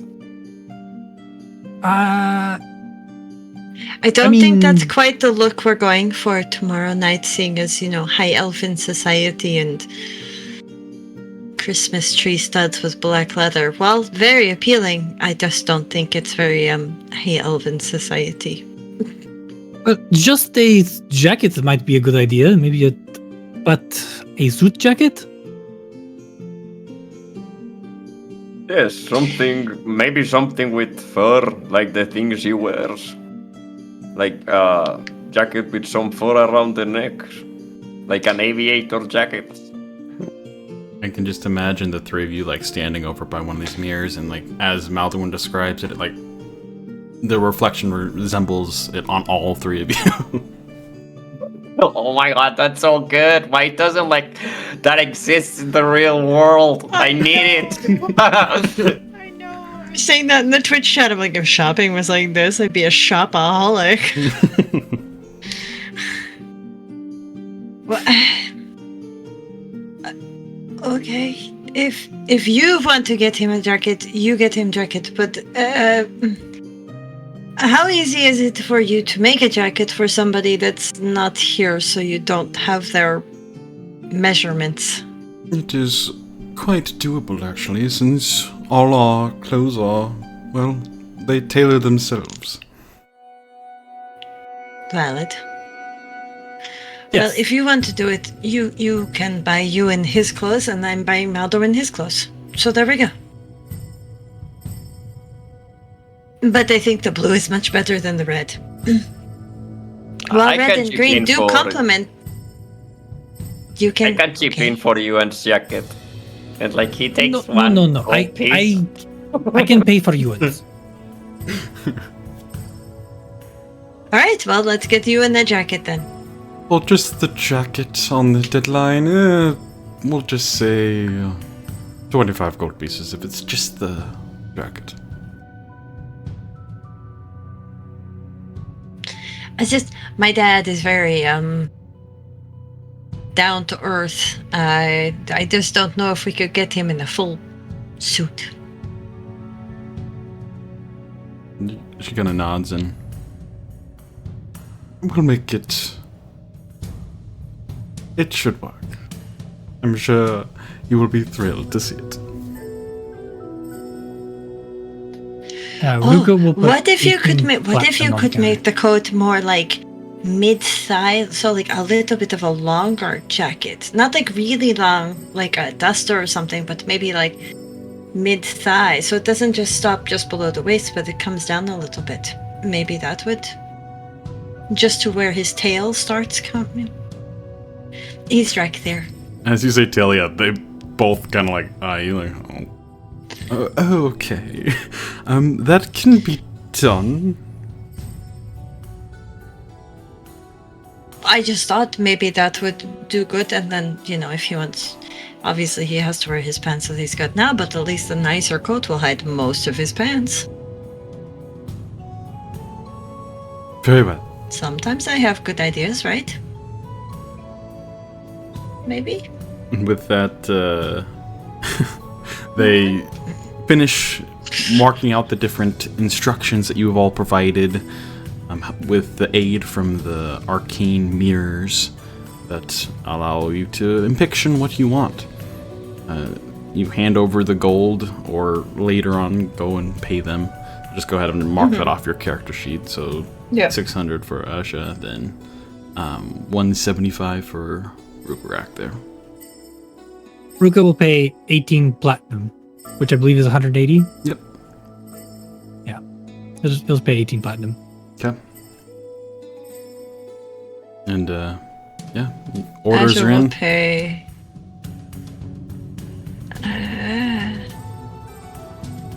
I guess 50 platinum and 100 gold.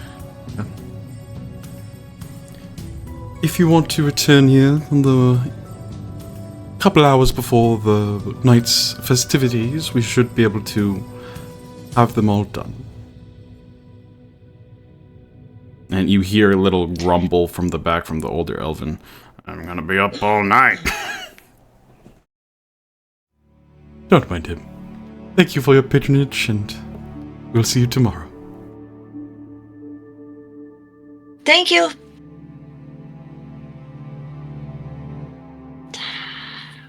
Hope the night is not too long. You step back I out. can't wait to wear that.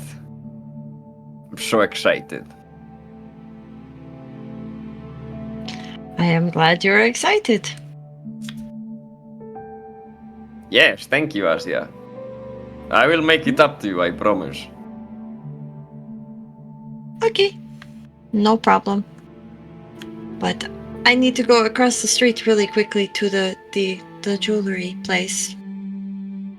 But I know what I want there too, so I'm hoping they already have maybe. I don't know. Yeah, as you step just a couple 20, 30 feet across the thoroughfare here, you see the Shimmer Thread Atelier. You open up the door to the interior here. The door opens with a soft chime, and the glow of Shimmer Thread Atelier spills around you like warm candlelight on a polished crystal. The walls are lined with fine jewelry, rings and circlets, brooches and bracelets, each suspended in floating displays that rotate gently, catching the ambient magic in soft flares. Gleaming ember glass counters ripple with enchantments, and faint tinkling music hums over somewhere unseen. A delicate scent of infused silver leaf and heated gem dust linger in the air. From behind a curved workbench, tools flicker and twirl, and a half-finished diadem pulses faintly with magic, waiting for its final touch. See, a bit more of a spry, not nearly as elderly as the other two in the gilded hem there. Male elf sitting behind this bench, tinkering away at this diadem, this crown-like piece of jewelry, with a large kind of spectacles that are focused in like multiple different layers of glass as they are intricately like weaving runes into the actual piece that they're working on. They kind of look up to you. Welcome in! How can we help you? I am looking for a necklace that I'm hoping maybe you have a style of somehow. He She'll walk motions over to the counter, I guess. towards all the different variety of jewelry. We have quite inventory. If you do not see what your heart's desire, though, we can always do something custom as well. I'm hoping you have heart's desire because it's kind of a pressing need. I am looking for maybe a small container or something like that on a necklace. I'd like it maybe to look.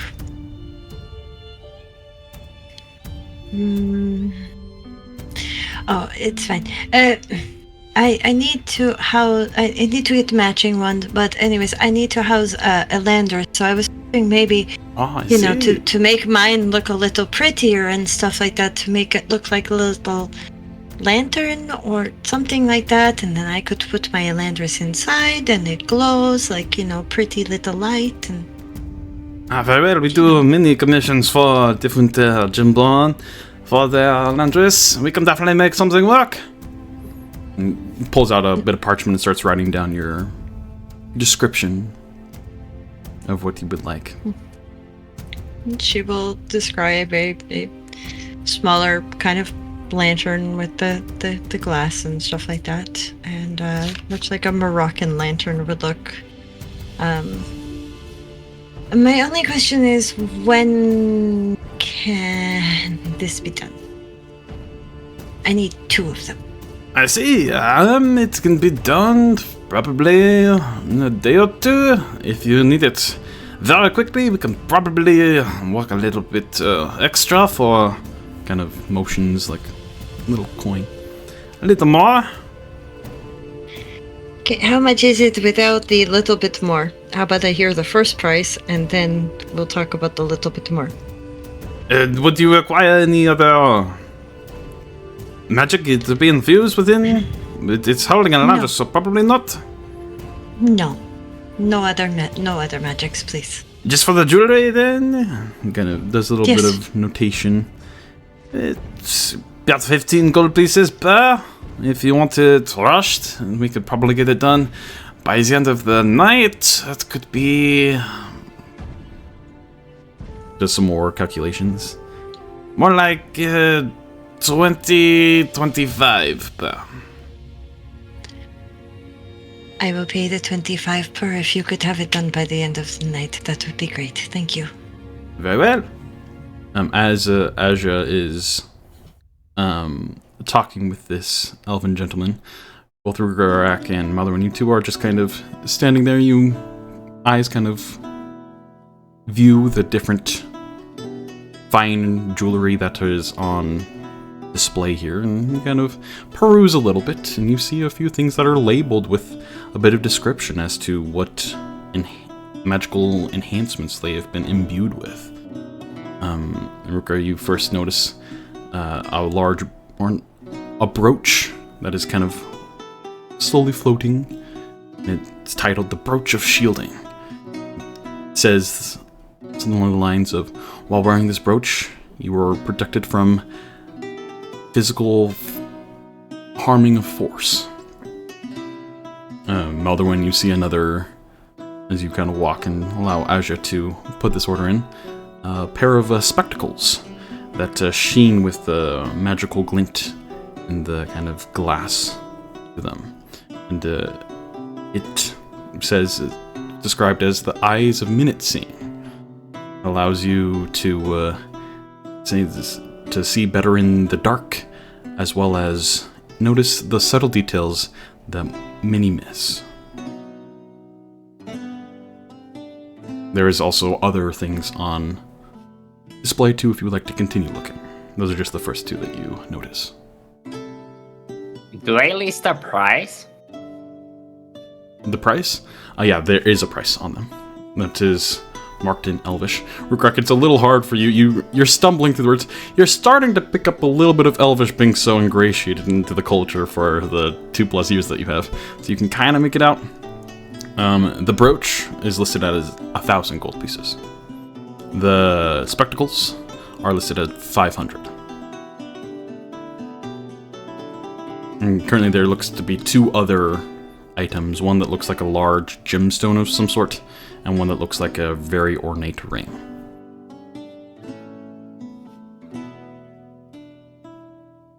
Ruka is intrigued by these other 2 items. As you kind of ponder over and look at them while Asja is describing, the large gemstone is labeled as the Gem of Brightness, and it says it has a multitude of variety of effects that allow it to shine brightly, so much so that it will deter unwanting eyes in the heat of a moment. Basically, it allows you to either light it up like a torch, or you can basically fire beams of light from it to blind creatures, or you can use all of its potency for the day to just create a massive flashbang, more or less. What you understand it to do. And that is listed as 800 gold pieces. And then the final, very finely crafted, ornate ring has small, like bestial insignias circling it. And it's called the Ring of Animal Influence. And basically, the description, hard to read yet again in Elvish, but you gather that it allows you to, once a day, speak with creatures. Or frighten creatures off. Or make friends with different creatures. That one's Excuse me, sir. 300 gold, or 3,000 gold pieces. 3,000 gold. Wow. Excuse me, sir. I am not native. I am not native to the Elven tongue. I'm struggling with this brooch. It has something to do with protection. How does it work? Oh yes, well, you see, you wear the artifact there, and it allows you to resist certain forces, such as arcane mites that would seem to blast you, or in certain ways that it allows a little bit of a barrier. Ah, that is very intriguing. For better clarity, it allows resistance to force damage, and then immunity to damage from the magic missile spell.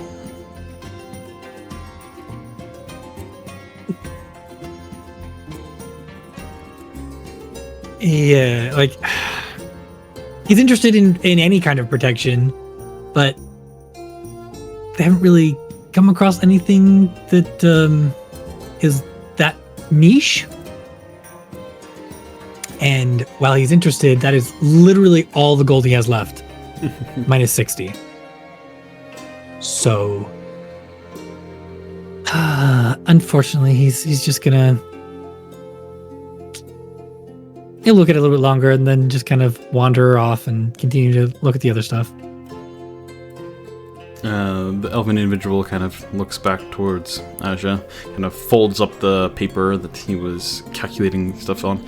So that will be done by the evening then. I appreciate that very much. Thank you so much. You're very welcome. It's very important. Thank you. Anything else for the lot of you? No, just looking around. Very nice stuff you have. I'm glad it is to your Yes, liking. you might be back. But Very well. nothing for me at the moment. Well, enjoy. Just let me know if you need anything. Goes back and starts to continue working on the crown there, with the datum. As you all step back out to the fabrication district here, orders made, decent amount of gold spent, but some new fancy clothes on their way, as well as a new housing for your Landris and maybe someone else's Landris. You all step outside of the Shimmer Weave here, back into the bustling thoroughfare of the fabrication districts. The time of day is still relatively early. You see that Alamore has started to drift down, but it probably is a couple hours until the match still for Malvis. You have a bit more time at your disposal. What would you all like to do?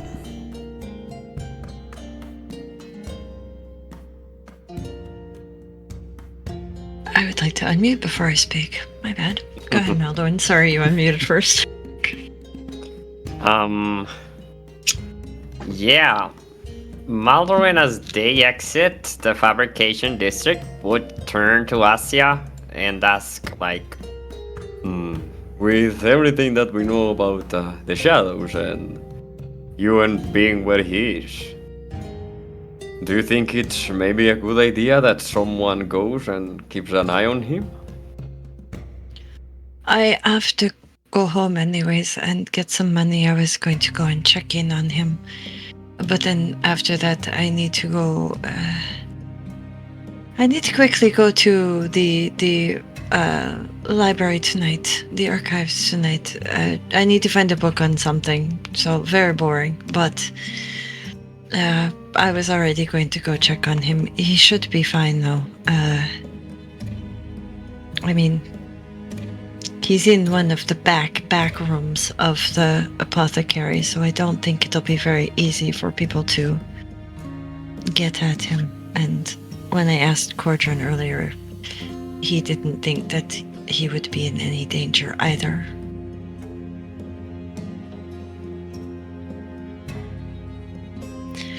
But maybe we should go check on him anyways, just to make sure. Maybe he's awake?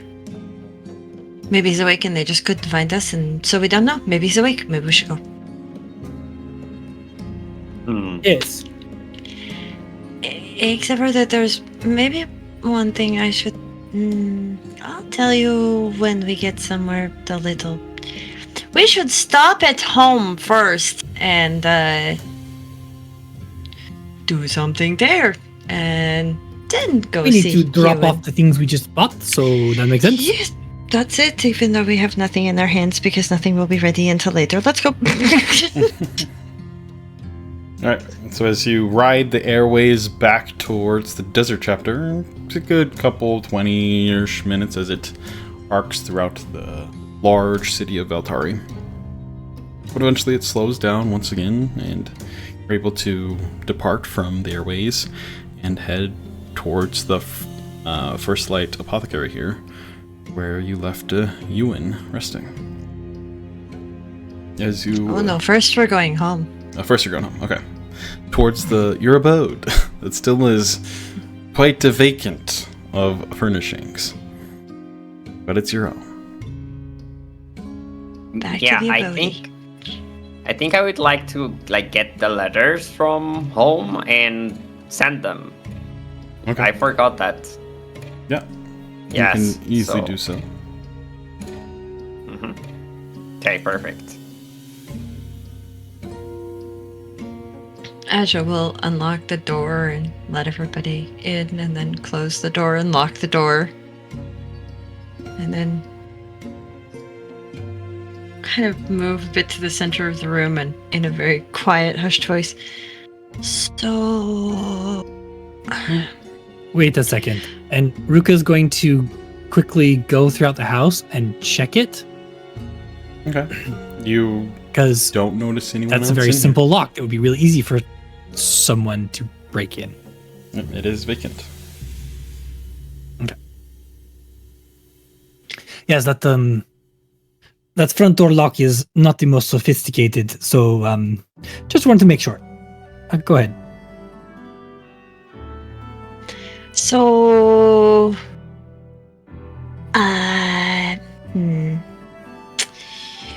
When you see Euan, he is very sleeping, but, well, you all saw me make him the little talisman last night. It's kind of doing something that I can't explain, but I may have done something, well, I don't know. Maybe I've done something unnatural, but maybe don't draw attention to the fact that Euan now has a glowing Elandris crystal around his neck.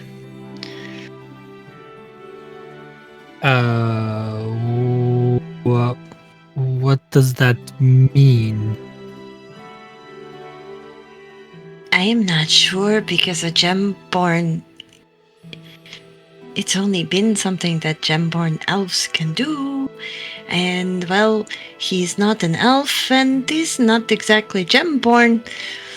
So, that's why I said maybe I've done something a little unnatural. I don't know, but it also... If the information gets out a little too much, it might put him in danger. I don't know. So, just don't act surprised when you... That's why I got 2 of the necklaces at the store. One for his and one for mine. If I've got to be kind of hush-hush about where I'm from as well. Well, technically right now there's, well, myself, and then the 7, if they all lived, 7 people that went through Elendor about, 80 years ago. So there's all of 8 green Elandris crystals walking around Sunspire. So, anybody that might know what that means, so I'm going to hide mine as well. But yeah, just don't draw attention to the fact that maybe I created a Gemborn direct here. And I don't know how, and that's why I need a library. I find books on, how much trouble I might be in. And you said you had the jewelry commissioned so that you could hide your gem? Yes. But you said We can't leave our bodies for Gemborn elves to commission such things? So how much would that actually hide it? It's going to hide it because it will hide the color.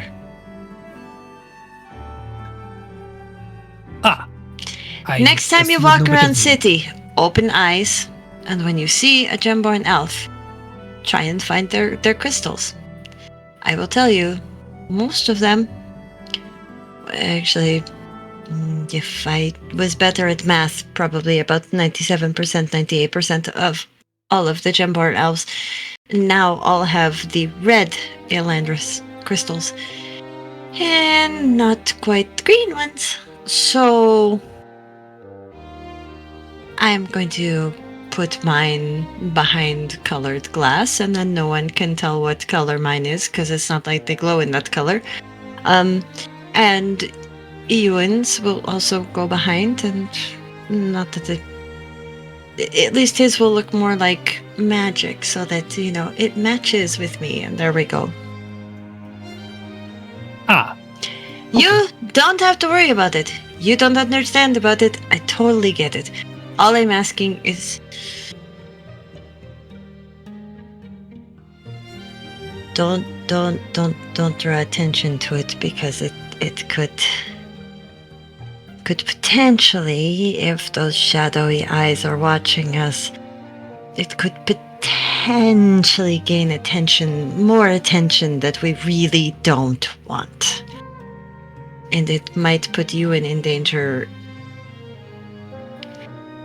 and maybe the both of you in danger, and back at home, and just...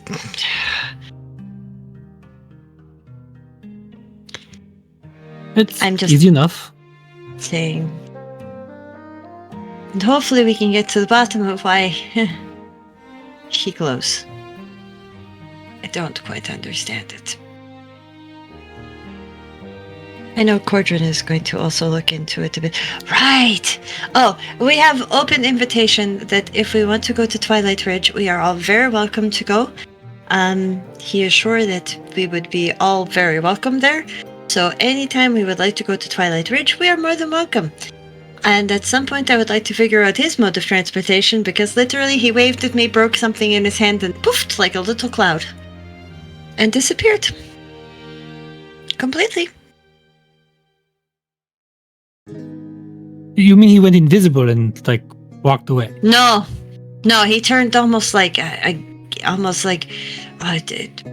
vapor or something, and then he turned wind and went up through the sky and gone. He did not go invisible. He I want to say maybe he traveled somehow, sort of like when I use my one of the magics that I have, where I feel like the wind just picks me up and moves me very quickly to a new place. Maybe it's something like that? I don't know. But I thought that was interesting, and I'd like to learn that one, if that one's... No more walking across the desert for us, if that was the case, huh? Wait, you think it went all the way to his home? Because I've heard of such crazy magics going across the town, but you think it took him all the way home? We took him somewhere that's not here anymore, seeing as I watched the vapor literally go up through the dome and then whoo, gone in the sky. So he's not in this city anymore. That is crazy. I'd be But very yes, upset. we do have an invite to go north to the Twilight Ridge when we want to. I thought that would be neat at some point. It would be that there are too many places to travel and not enough time. Valid. But either way, we should go and I guess make sure that Euan is okay and maybe he's awake. That would be good.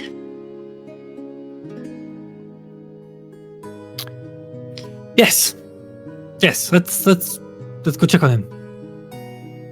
Okay. Before they leave, just so that she doesn't have to come back, she's going to go and get her coin purse and put it in her little satchel and Right. get ready to go make payments after all of this. All right. You exit out Maldorwen, of. do you need anything before we leave?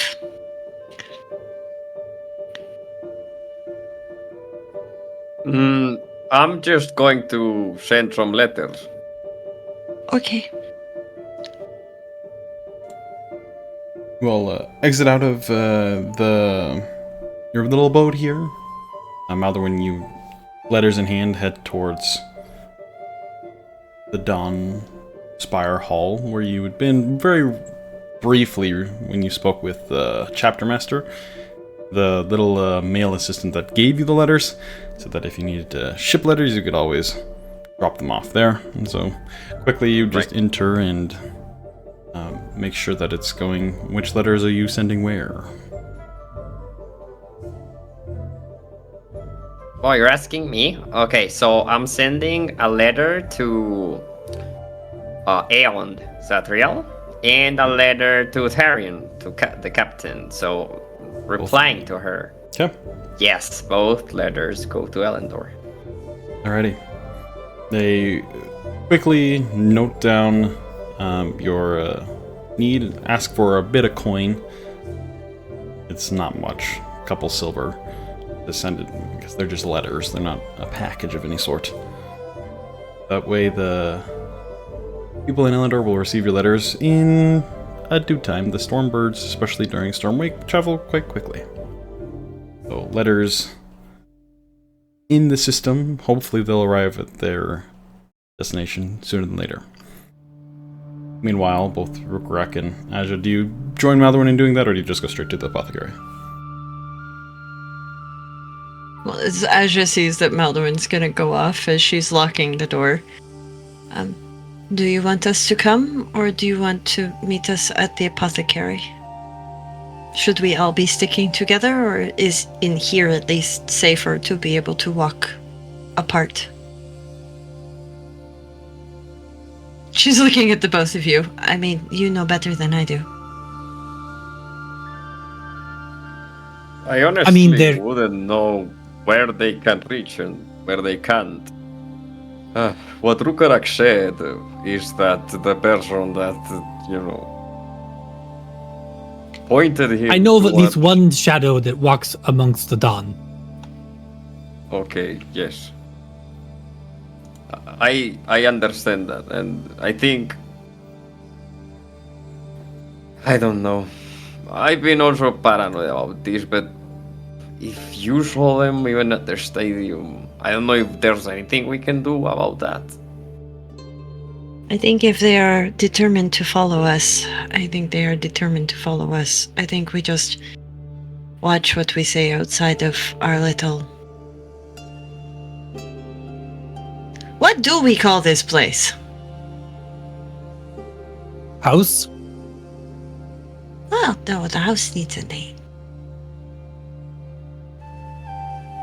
We should think about that. But how about we just, unless we know the people and maybe trust the people, we don't bring up things about what we... Unless we're in the house or we're somewhere that we know is safe, at least for now. Just because we don't know how far the shadows can reach.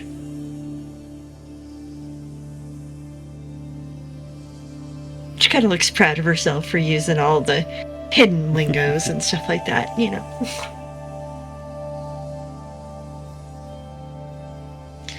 Well, Sounds we like should a at good least idea.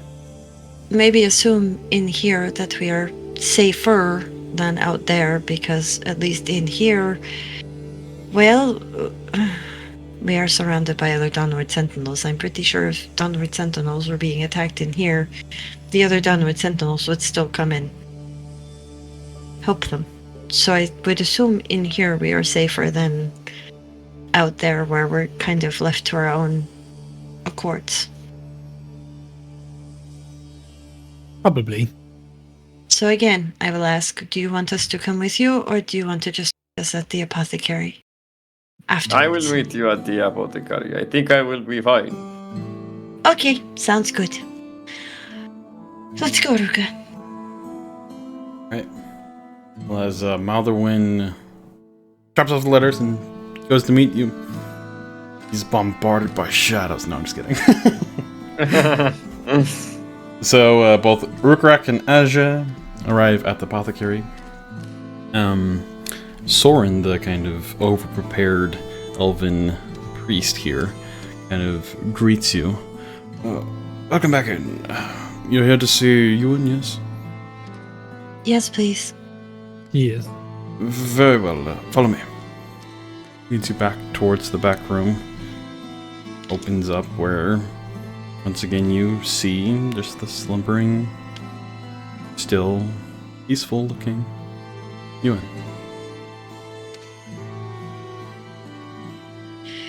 Has there been any changes?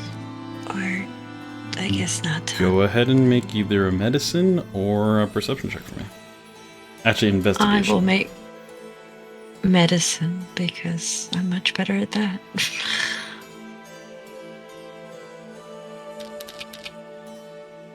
$15. 15. You go and start to, you kind of sit down by Euan there and hear the breathing and start to inspect. You still see the faint shimmer of the landress that's hidden away. It still kind of peeks through with how bright it is. But you look around and don't see anything different, except there looks like there's a weird substance that kind of coats his horns. It's very faint, and it takes you a moment to realize. But as you kind of go and feel it, it almost feels fuzzy, kind of like a moss.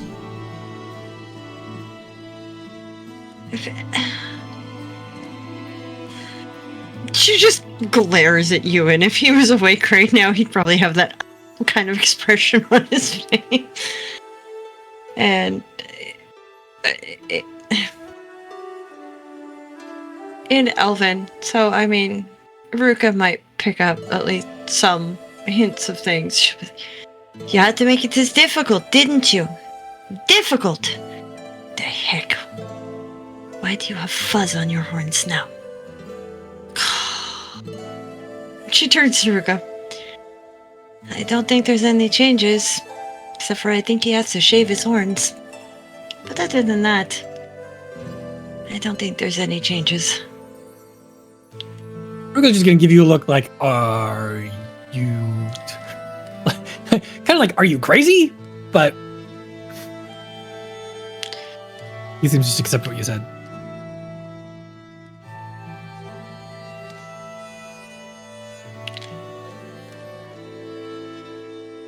Yeah, no other main differences. Just slowly inhaling and exhaling. looks rather peaceful.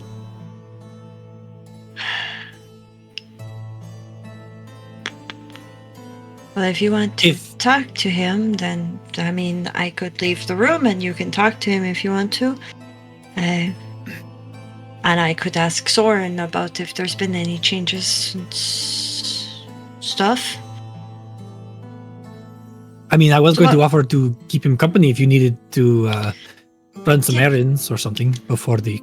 If you would, I'd really appreciate that somebody just being with him. That way he knows he's not by himself. And I will ask Soren on the way out about any changes that he's noticed. Yeah, I can do that. I appreciate that.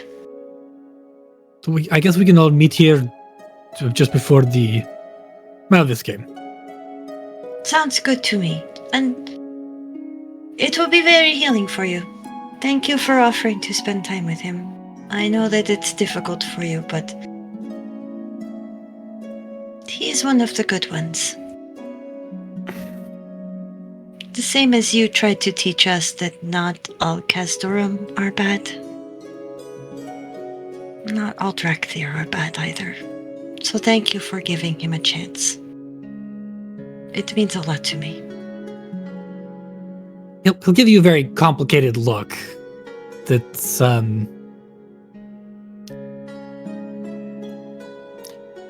yeah.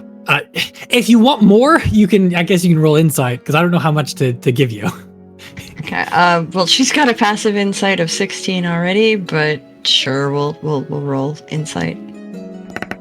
Let's see what's on his face. That's a 25. Okay, so you get all the juicy details. You can tell that he has kind of already accepted that he is one of the good ones, and that he has pretty heavy concern and maybe a little bit confused about his own concern, and that this emptiness in the party that Euan's sickness has created came very unexpected, and he's kind of wrestling with that. But yeah, that's basically what you get from his. She just kind of smiles. I'm worried too. Don't worry.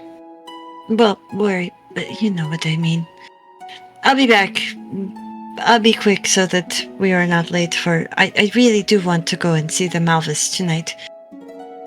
I think it would be very interesting and help us all get our mind off of it. And I think that there's probably going to be good food there, and I'm going to eat a lot of it as she leaves the room. Okay. This Rhukkarrak kind of stays a stalwart kind of guardian here over the unconscious Euan. Asja leaves for the time being. And Rhukkarrak, you're kind of just left there with your thoughts and just seeing Euan in this state. And it definitely stirs emotions within yourself as well. And it almost calls back a little bit of trauma in a sense, but you kind of shudder and kind of put those memories out from your mind for now. Just alone with Euan.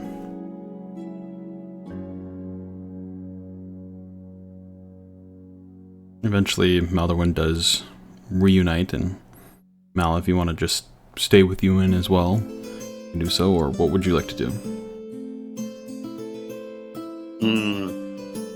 I think Maldorwen is just gonna come in, and as he sees that Rhukkarrak is by Forty's bed, by Euan's bed, he's going to stand like by the door or just like near, and he's gonna cross his arms and say,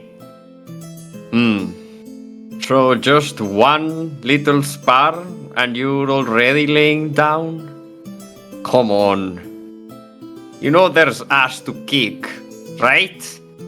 I'll wait for you outside. I'll be training. And he'll leave. Okay.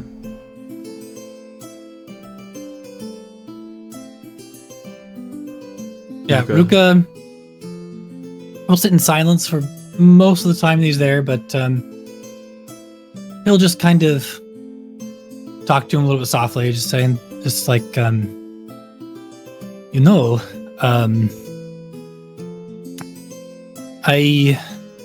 what I understand, you are quite the warrior, and I could use a little bit of help in training my skills.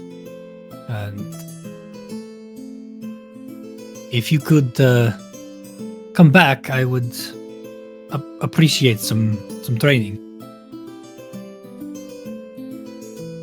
And other than that, he might say a few other small things similar to that, but he'll mostly just sit in silence and Okay.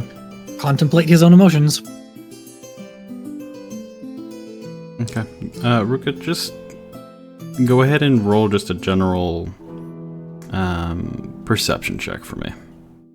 You spend a decent amount of time here with Euan. Oh, man. Natural 20 for a total 24. 4 is very good.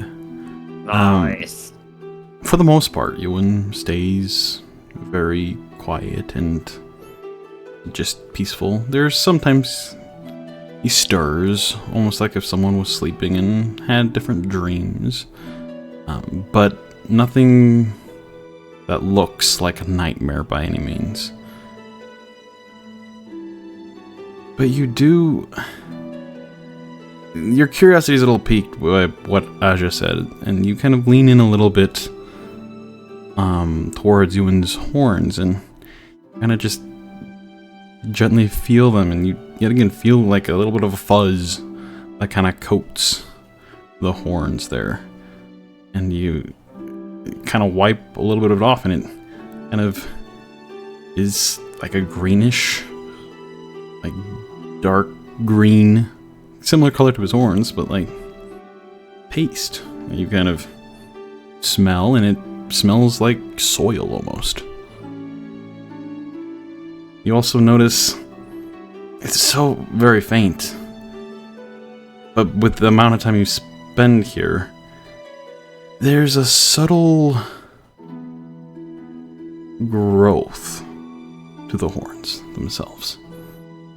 You kind of recall the many days and months that you've traveled with Euan, and you see a little bit of like protrusions on parts of the horns, like they were growing.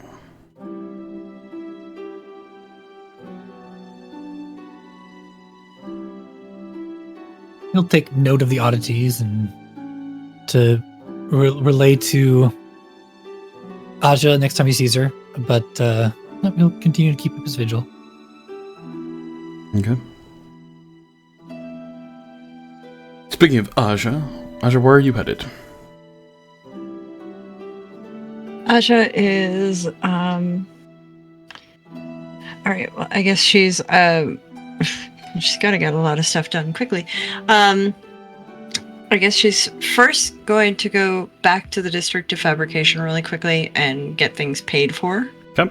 Easy enough to do. Because that's really fast. So it's been marked off my sheet. Then she is getting back onto the air thing, and she is headed for the Spire of Inspiration, which is the District of Enlightenment. Is that right? No. The Spire District. Spire District, The sorry. center of the city, yes. Okay, yeah. She's heading... She's gonna Okay. go see her good buddy, who's gonna be real annoyed by the end of this. Her back again? Like, really? Yeah, but this time we really need to talk. He's growing moss. Let's go. Alright. So as you head back towards, following the familiar steps at this point, back towards the Spire of Enlightenment, you head into the She's- halls there, and... Well, before she gets to the spire, again, just out of her own curiosity, seeing as there was someone earlier, she's gonna do a perception. Okay. Is it all of them that they're following, or someone more specific? Like even if she's alone, is somebody following her? I guess is what she's trying to figure out. Yeah, go ahead and roll perception for me. 17? 17. I think. You Yes. don't pick up on the same feeling that you caught wind of earlier. Okay.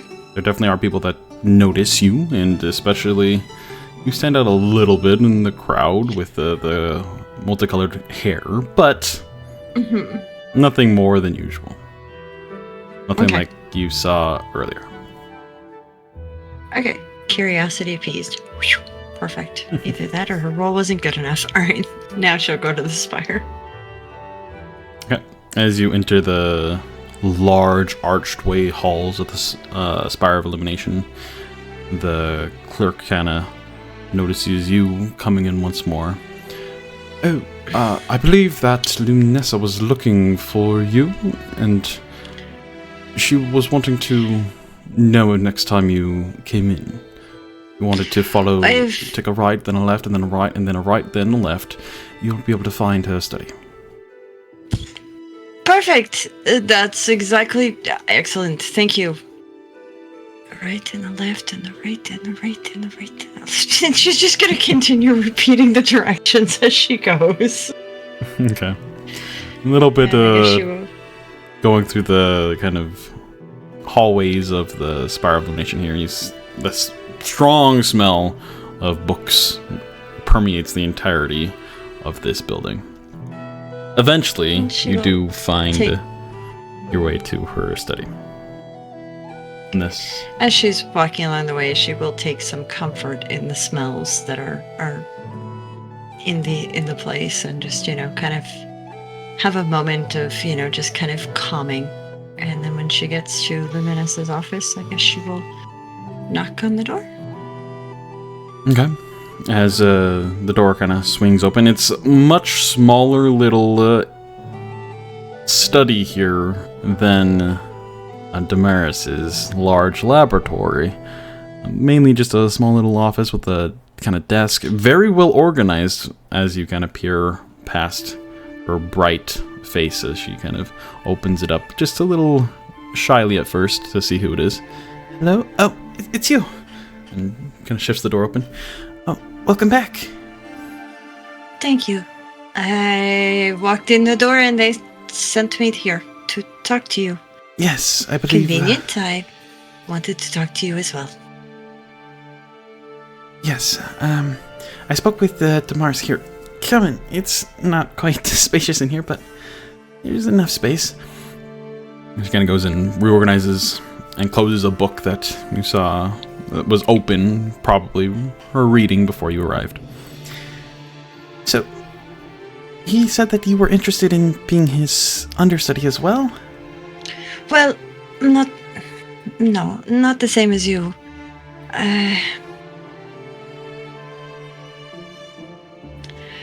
I'll be very blunt with you. I can't be... I want to be more honest with you, but I can't tell you everything at the moment. But my main purpose for wanting to study is to study the Heartroot Tree. And now I have more of a need of it. Wait.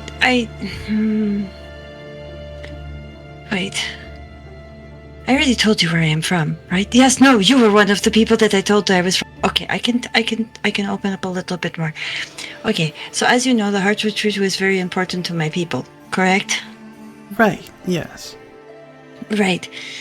And the primal stone that we had was underneath the tree, and that's where we got our Elandris crystals from, and we are very closely tied to it. And there is some other things right now that maybe I am studying that I think are somehow connected to the tree as well. But also, Luminous, I might have made a bit of a boo-boo. How much do you know about the trees and the Elandris and the relationship between Gemborn? Well, it has been one of my more recent additions to my studies, as the delivery that we received is quite the surprise. It's also very special and very sacred, so I hope that you both take very good care of it and don't just treat it like a little science experiment. I assure you, there are many precautions taking place that involve the sapling there. Good. We understand I'm glad. the importance of it. I hope you don't take too much insult from this, but I hope that you treat it well, seeing as you have taken it from its rightful place. And it just kind of looks a little concerned. Don't worry, I have no intention of taking it back. There is none of us that left anymore. But I do have problems with people grave robbing. I'm sorry. I think you would understand if it was your city that was completely decimated and then for years all people do is come and take things from it. I think you could understand that maybe there's a little hurt. You just kind of... Especially when any other time you hear the name of the city, it's so that madmen can incite war or violence or aggression. I understand. And don't make all of those people's deaths be in vain. Honor them is all I'm asking, please. I will try. But now on to why I'm here. I actually do need to see the tree. You can come with me. That's perfectly fine. I need to do a little. I've made a bit of a. I don't. How do I explain this? You remember my dad, big tall Drekthir? The green one. Yesterday yes. You came in and he didn't Is look he so right? good. No, he's now in coma and growing moss out of his horns. What? And I put an Elandris on him and now it's glowing brighter than my Elandris does. I don't know what's going on. I need to test something. I have a theory. Okay. And I need to test it, but the only way I can test it is with what you have in the office upstairs. I don't know. I can't explain to you either, Luminessa. But I'll talisman because, he wasn't feeling very well. So I thought maybe just simple, soldiers, brains sometimes after wars, they have trauma problems. And so I thought maybe that was it. So I don't know. I put herbs in a little pouch. And then for some reason I said, maybe I put the Elandris in because it all started when we were talking about the weird voices in his head started when we brought the sapling to you. So I thought maybe it was because somehow he got connected to the Heartroot tree. I don't know if he's connected to the Heartroot tree or not, but now he has an Elandris and it glows. And I don't understand, but I have a theory and I need to test it. Oh. It could maybe save my dad's life, please. Oh, okay. Thank you. Damaris is currently not in. He's not here today. May I just ask what this theory involves? I want to put my Elandris close to the tree. Quizzical kind of expression crosses her face. Okay. I cannot tell you everything. I can't. It's not my story to tell you everything. I think... But I need to at least have my Elandris near the Look, I have a theory that maybe... Remember when Damaris first got the package and he was surprised that the tree was already growing? Yes. I don't want to seem maybe egotistical, but I think maybe it had something to do with the proximity of being close to a piece of the primal stone that it was tied to. That is definitely an interesting theory. Alright. I will take you to his laboratory. I do ask that... I promise I do nothing wrong. I promise. All I want to do is test the Elandris. That is all. Okay. And other than that, all I want to do is study about the great trees and the Elandris. And Damaris seems to have a lot of knowledge about it. I don't want to take your position or your job, and I definitely don't want to stay permanently in Valtari. While it is nice, it's not... There is a lot more of this Arathar for me to see, so... I'm not here to take anything from you. I just want to be able to study something that... Well... I would have been able to study if things had not been different. And having the knowledge of it would be good, seeing as, my people and everything are tied to it, so... Okay, I'm curious, too, of what this experiment will portray. Here, follow me. Then let's go. He pushes past you and takes a right, and then a left, and then up, and then down, and then sideways, up and down, until you arrive at the familiar Lab of Damaris, where you once again see the kind of sapling still there, still etched in all manner of runes and magical implements that are kind of just slowly moving around it in like a protective manner, more or less. He kind of enters and reorganizes some of the disheveled papers and books that have sprawled across the tables and desks here. Oh, you don't have to do that. Actually, it makes me feel more at home when it's all disheveled. Oh, it is literally my job, so I'll clean it up a little bit. Okay. And she's gonna pull the little pouch out of her thing and take the whole setup with her Elandris on it. Here, let me deactivate those runes real quick, or else you could... Probably a good idea. Yeah. Just kind of goes over and gets very close and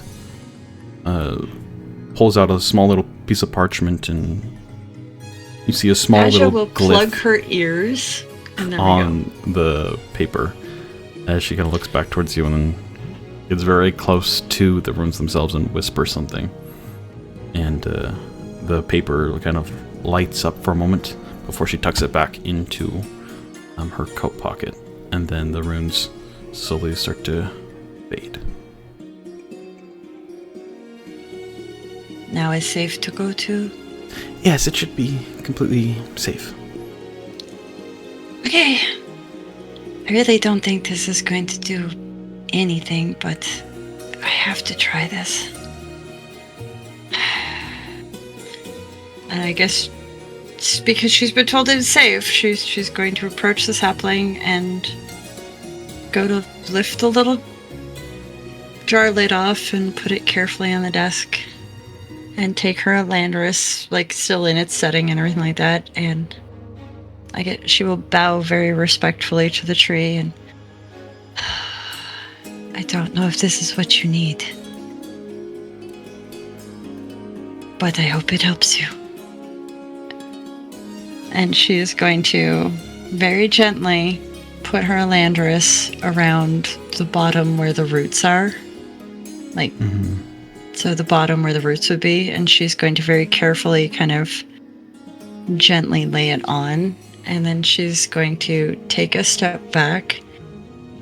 And she's just going to focus on the tree and her Elandris and everything and kind of meditate for a moment.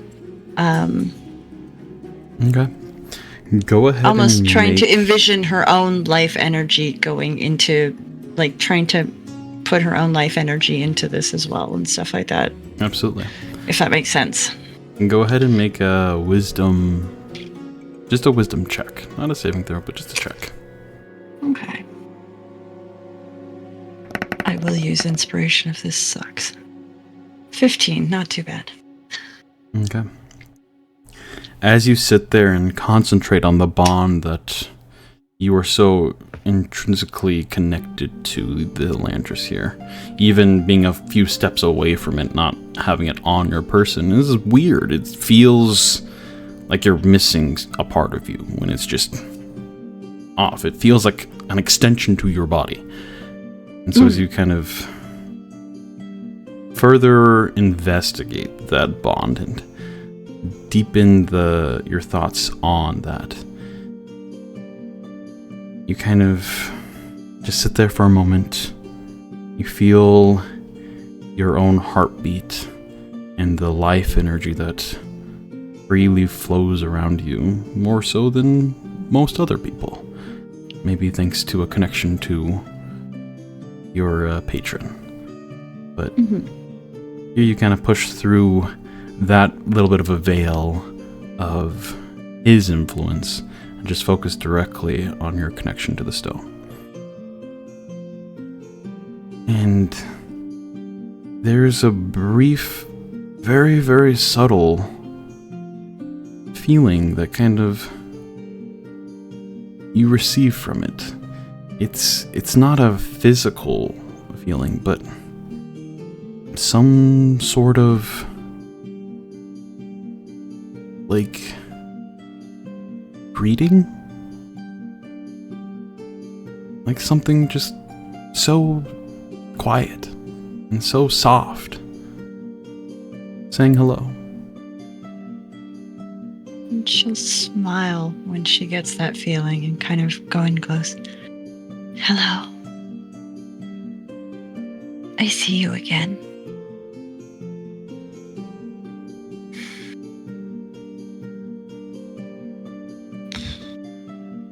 I think my theory might be right, Luminessa. And you look over to her, and she's kind of fervently writing down different notes as she, with a very investigative eye, is watching what you're doing. What exactly is this theory of yours?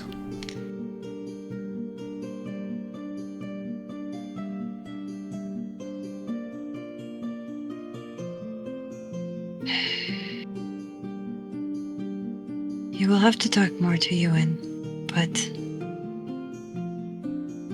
Euan is the last survivor of Cinder Tree.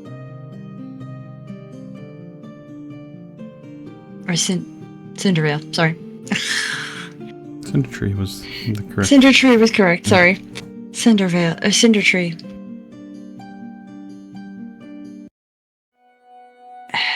I was told that he has a connection. Somehow, still, maybe with their tree.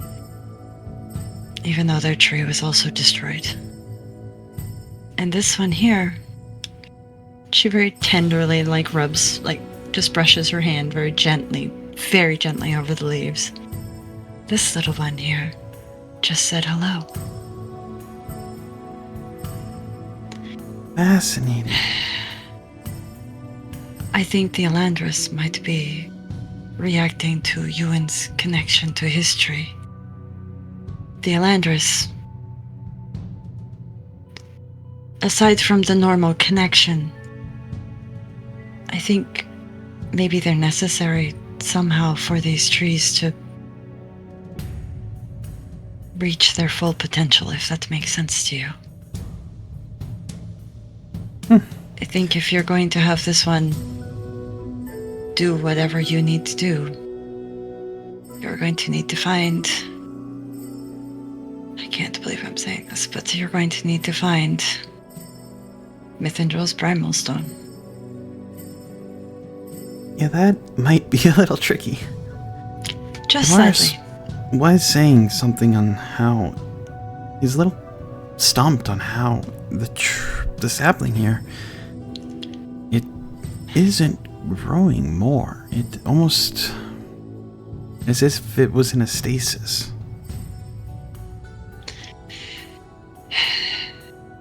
Perhaps it needs the catalyst to make it... I don't know. I know as much as you do. I know as much as Damaris. Well, both of you actually probably know more than I do. I was just going by a theory based on the fact that I now have a Dracthyr with a glowing Elandris crystal, and again, he's growing moss out of his horns.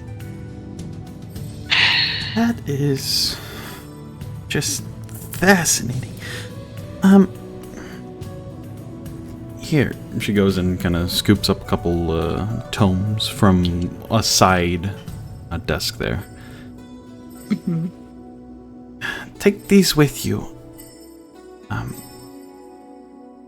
I think they might help you look into a little bit of this whole situation.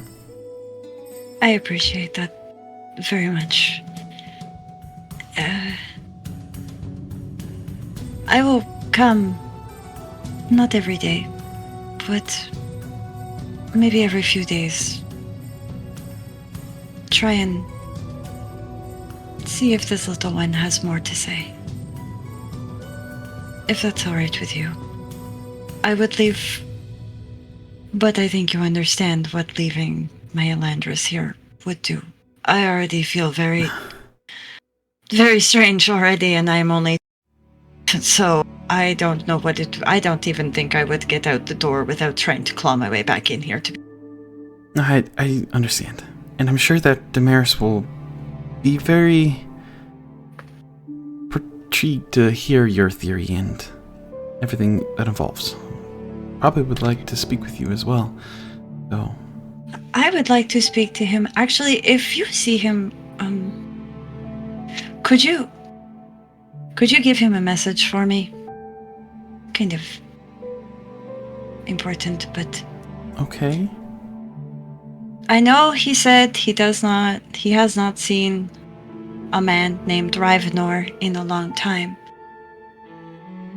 But if he was maybe not telling the total truth, and he still has a way to communicate with him, maybe he could ask him if he knows any experts on at least the Elandris.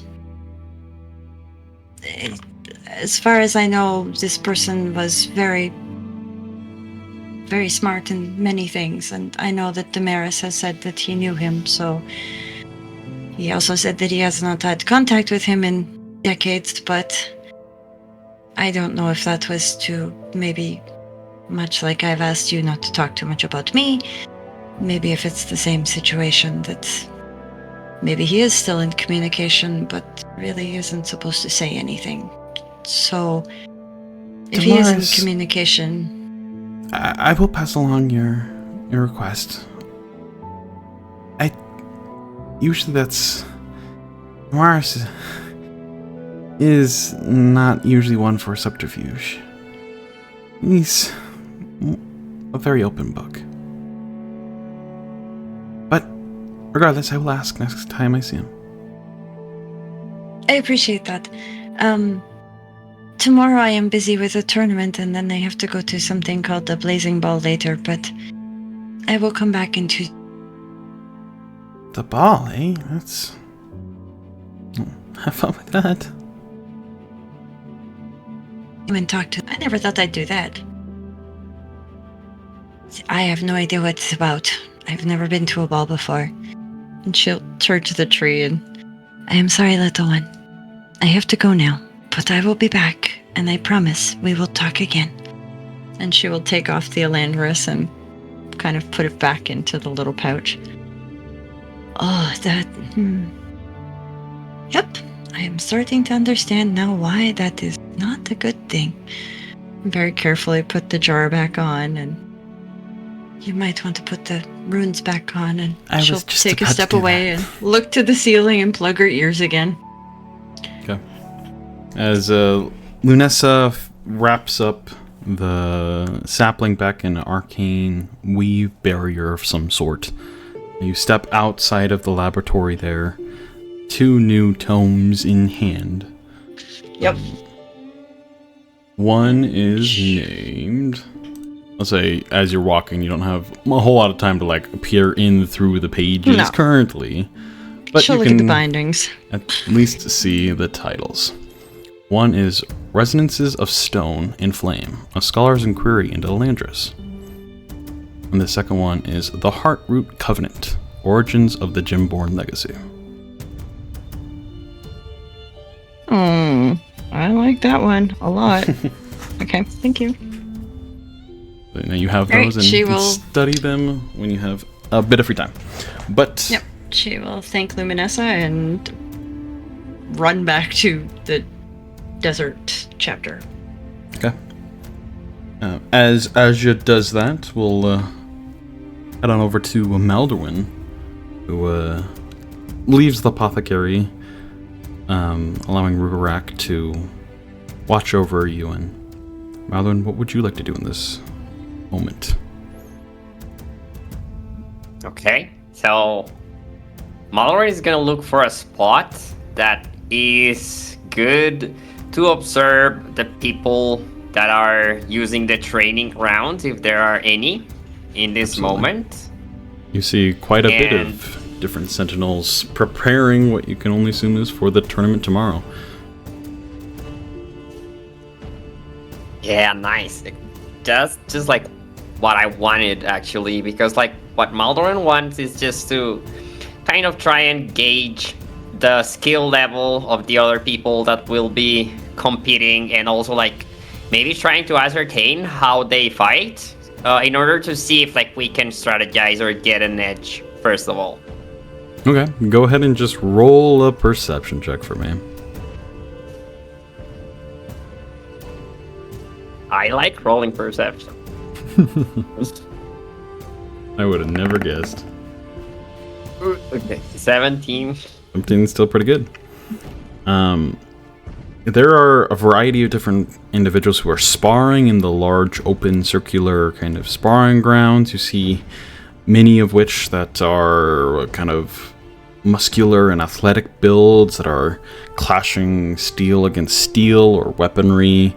You also see some in the backline that are manipulating the arcane magics to their will, throwing different, not any grandiose spell casting here, but small little like fire bolts and gusts of wind that kind of shape the environment there. You see many people also practicing on the large kind of obstacle course type thing here in the Crucible grounds, as this training area is called. And you see a variety of folks from very deft, shorter elven figures that duck underneath all the different obstacles in a flurry of movement. And then you see other parts where this larger, bulkier individual is failing at dodging things, but shrugging them off regardless. The variety of combatants words is very vast. There's all manner of different sentinels here with all manner of different skill sets. I'd say with a 17, we'll say you see one individual that you recognize from the previous night, adorning the similar kind of amber sash that you guys were given. You recognize them to be part of the Storm Squad. Yeah, the Strider class, right. And you watch as this individual is currently sparring with someone else, and this was the wrapped in bandages feminine elven figure. And you watch as she very quickly ducks and weaves and underneath this other spar. She doesn't appear to have any weapons in hand, but she is facing off against another elven individual who you do not recognize, that is wielding a greatsword and like swiping. And you watch as she definitely kind of parries the blade with her actual hand, and then goes in and gives a nice jab to the individual, who stumbles back for a moment, just kind of coughs and calls out, "Nice one." And you watch as the two of them spar, but she very agile and makes the distance between them two very, very quickly. You being more of the military type, know that, especially with a greatsword like that, you don't want your enemies to get so close to you, as it basically makes your weapon inert. And she capitalizes on that quite heavily, getting right up next to this other individual and kind of throwing a couple haymakers and some other martial prowess here. Eventually the other elven figure drops the greatsword and just starts to like tackle her as well in response, being weighed down by the greatsword rather than aiding him.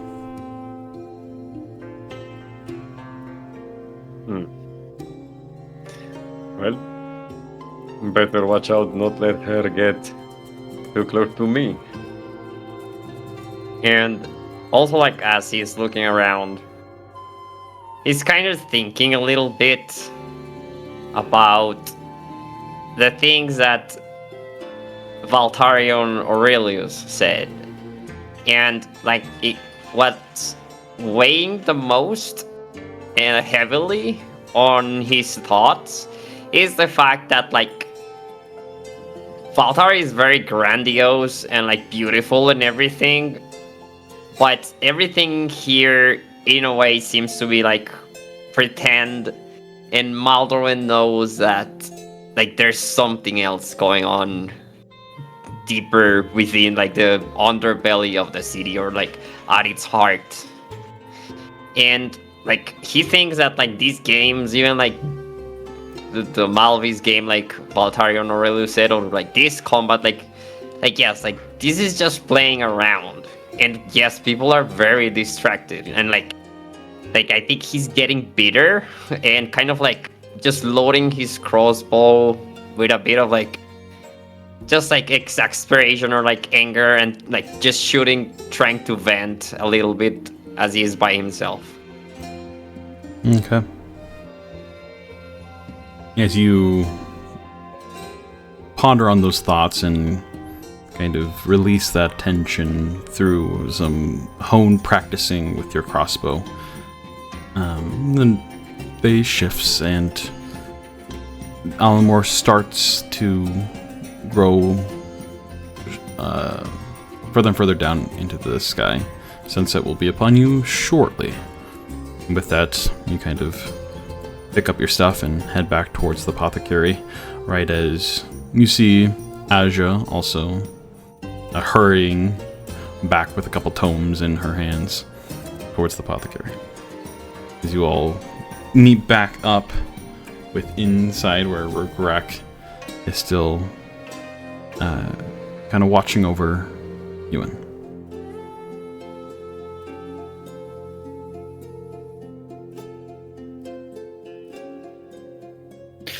Is it that time already? Yeah, I got the book. Sorry it took so long. Oh, that is Luminessa fine. wanted to talk to me, so I was talking with Luminessa as well.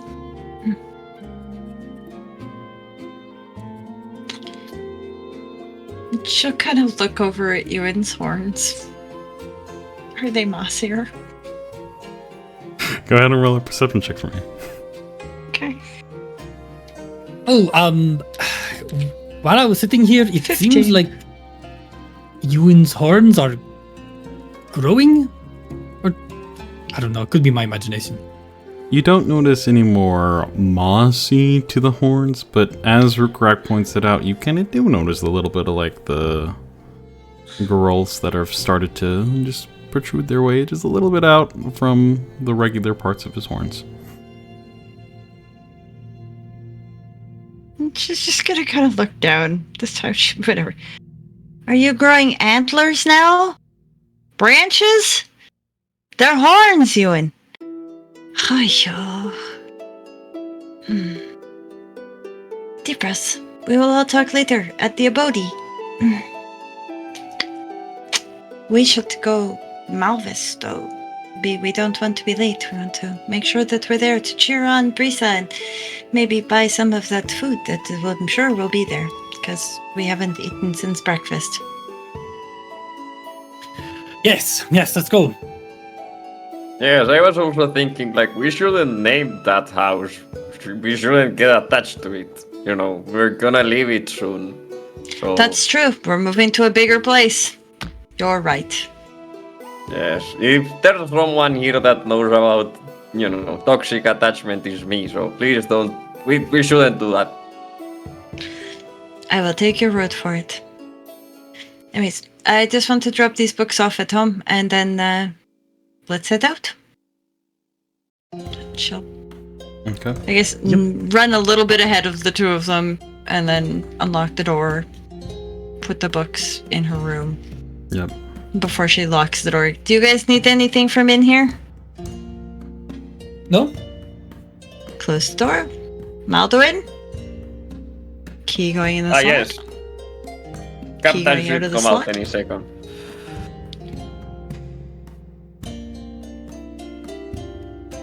Key's going in the lock. She's locking the door.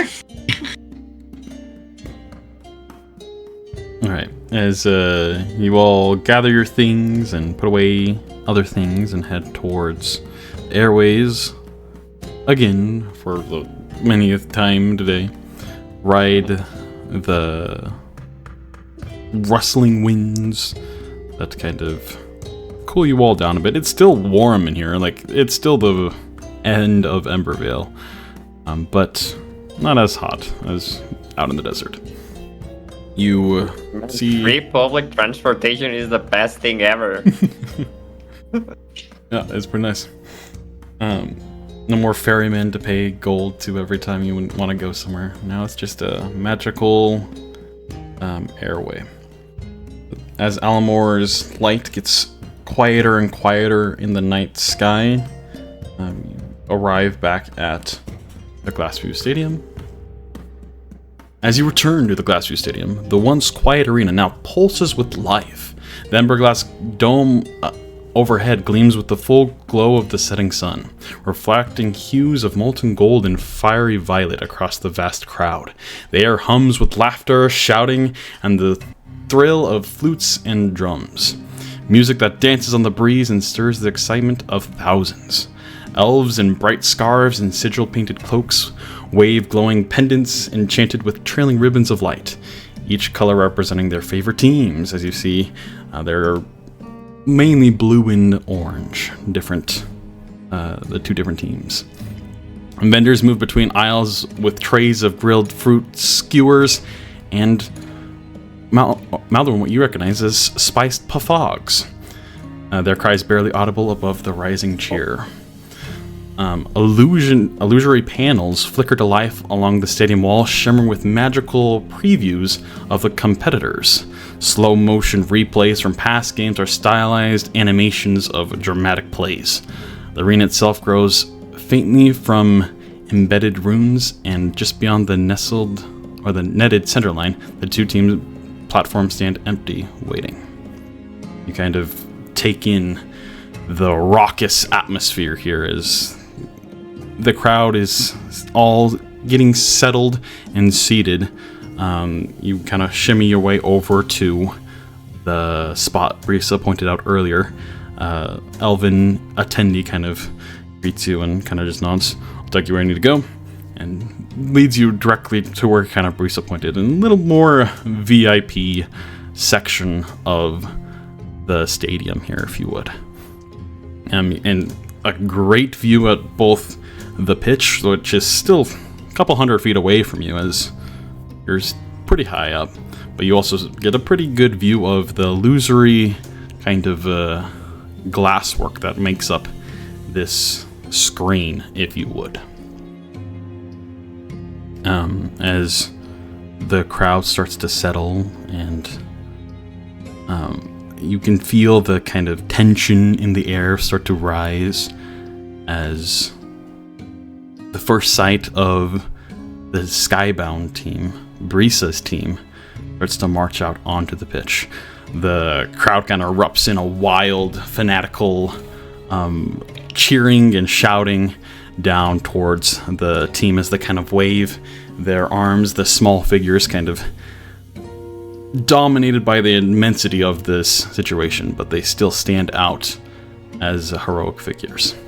They kind of take to the pitch here, across the other side. much taller elven figures step out adorned in warm oranges. The phoenix flares step out into the other side of the Malvis pitch here.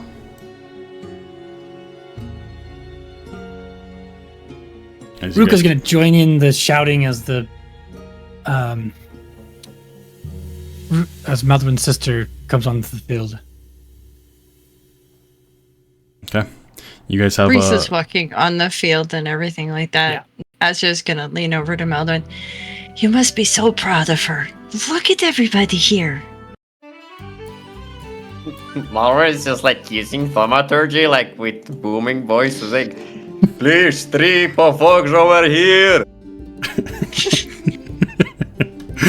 and the puff hogs are brought. They do cost a bit of copper, but not a ton of money. But the food here is not given freely. That is a difference that you notice. Yeah, he'll pay You for gotta make them. their money somehow. And like, just like, Asja, you have to try this. And yeah, he would also absolutely like be enraptured when the like teams come onto the field, and just like, you know, like to see a standing ovation of the people. Like, you know, Malvis at Kertes is popular and like people gather to see it, but it's not like this like at all. This is just like another level like that he has never experienced. So like I think like he would put like a leg would be like hanging out of his mouth as he's just like staring at the pitch as they come in. Yeah, as the crowd is very eccentric. There are also different alcoholic beverages being passed around. The different vendors kind of bring forth different brews of vintages, some including Volantis directly from Kertes as well. So you get a bit of... you can tell that some of the crowd is a little intoxicated as well, but enjoying their night here in Valtari. As the rowdy crowd starts to hush a little bit in anticipation, ready for the game to begin. You watch as the two teams get into position, and kind of finishing up their warming stretches.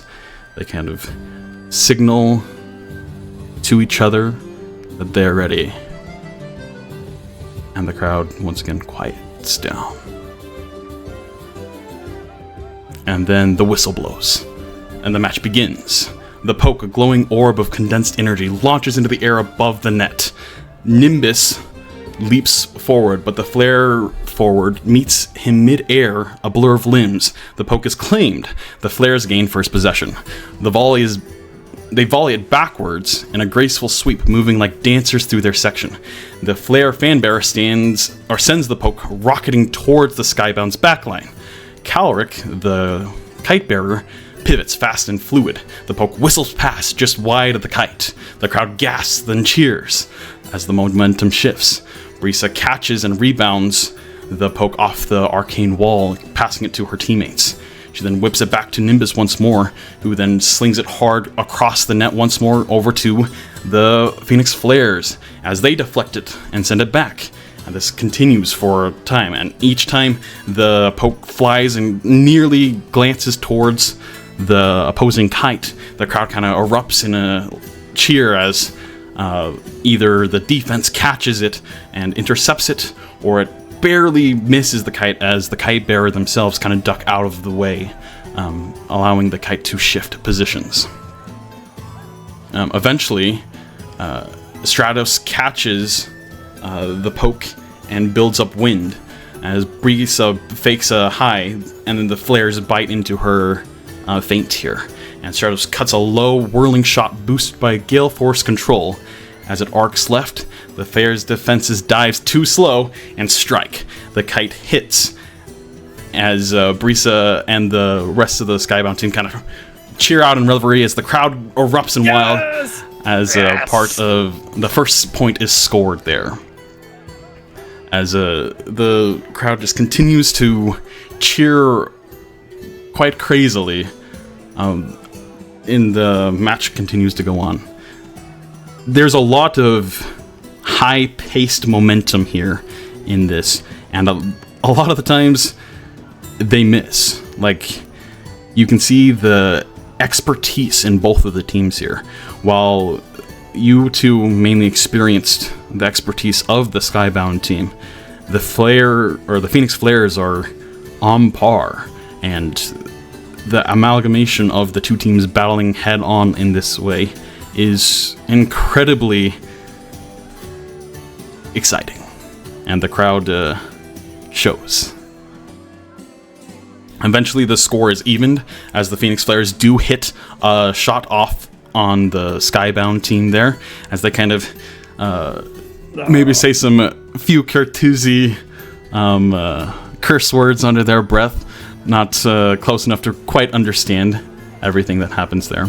But the game continues to play. As the game is playing here, and you all are enjoying the rivalry and the excitement in this moment, Maldorwen, you have a natural perception, passive perception, of 20. As you are embellishing the excitement watching your sister play this game, something catches your eye. Someone catches your eye. As you feel eyes staring into you, as you look towards them, their figure far off into the stadium, but familiar. This was the same figure who was following you. And once again, as your kind of helm points in their direction, a smile or a grin crosses their face as they kind of nod to you, and then do a bit of motion and point, like, underneath them, and point to you, kind of signifying that there might be something underneath your seat.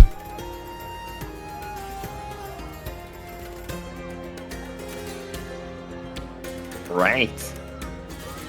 So, I'm going to just kind of like look around first and see if like Rhukkarrak and Asja are, you know, just like distracted enough. And if they are, I'm gonna go for it. Yeah, Ruka's way into this game. He's also trying to have it distract him as much as he can from Euan. Asja's on her third Pafog. She hasn't eaten all day. Cute animals began. Like, I mean, as you turned around to go, there was just a pile of bones and a stick, and she's going, "Another, please!" The paw fogs, to note real quick, they are very, very light, fluffy meat. And it is fried in some sort of oil and incredibly well spiced for the elven delicacy. It's kind of a mixture of both Cartuzzi with the pafogs and then the spice that hits the... It's very good. So yeah, makes sense. But Asja is very distracted in the moment. Another one. Yep, she's eating. We're fine. Right, yeah, so like, just so they, like don't become suspicious or paranoid, because like Maldorwen himself is the one who's been telling them to, look, first off, he's just going to try and, being very cautious, take it, whatever it is, see what it is, first level, I think.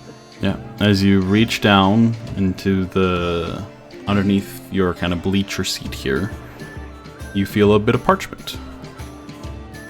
As you kind of pull it up and unfurl the little bit of kind of ragged parchment. Do you want to read that out loud too? Meet under the ember light of the forever sleeping. There is much to discuss.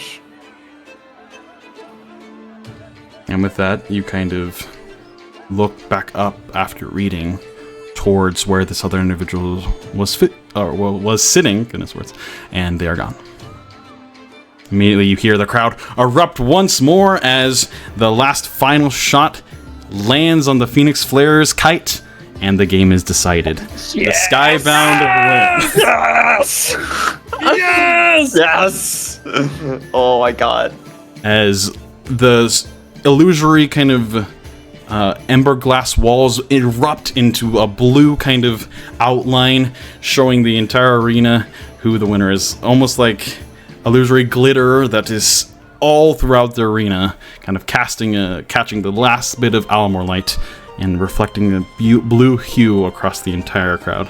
And they are going crazy. You see some people who are dressed in more oranges and whatnot look a little defeated and grumpy, but even others of the Phoenix Flare fans are still rivaled up and rowdy and enjoying the game.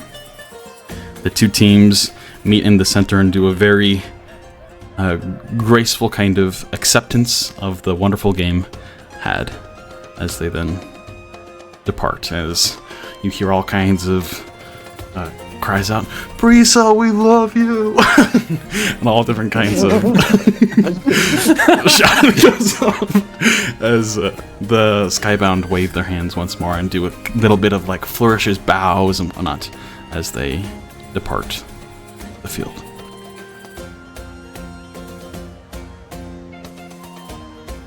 As That was exciting to watch. That answers my question. You must be very proud of your sister. Wow.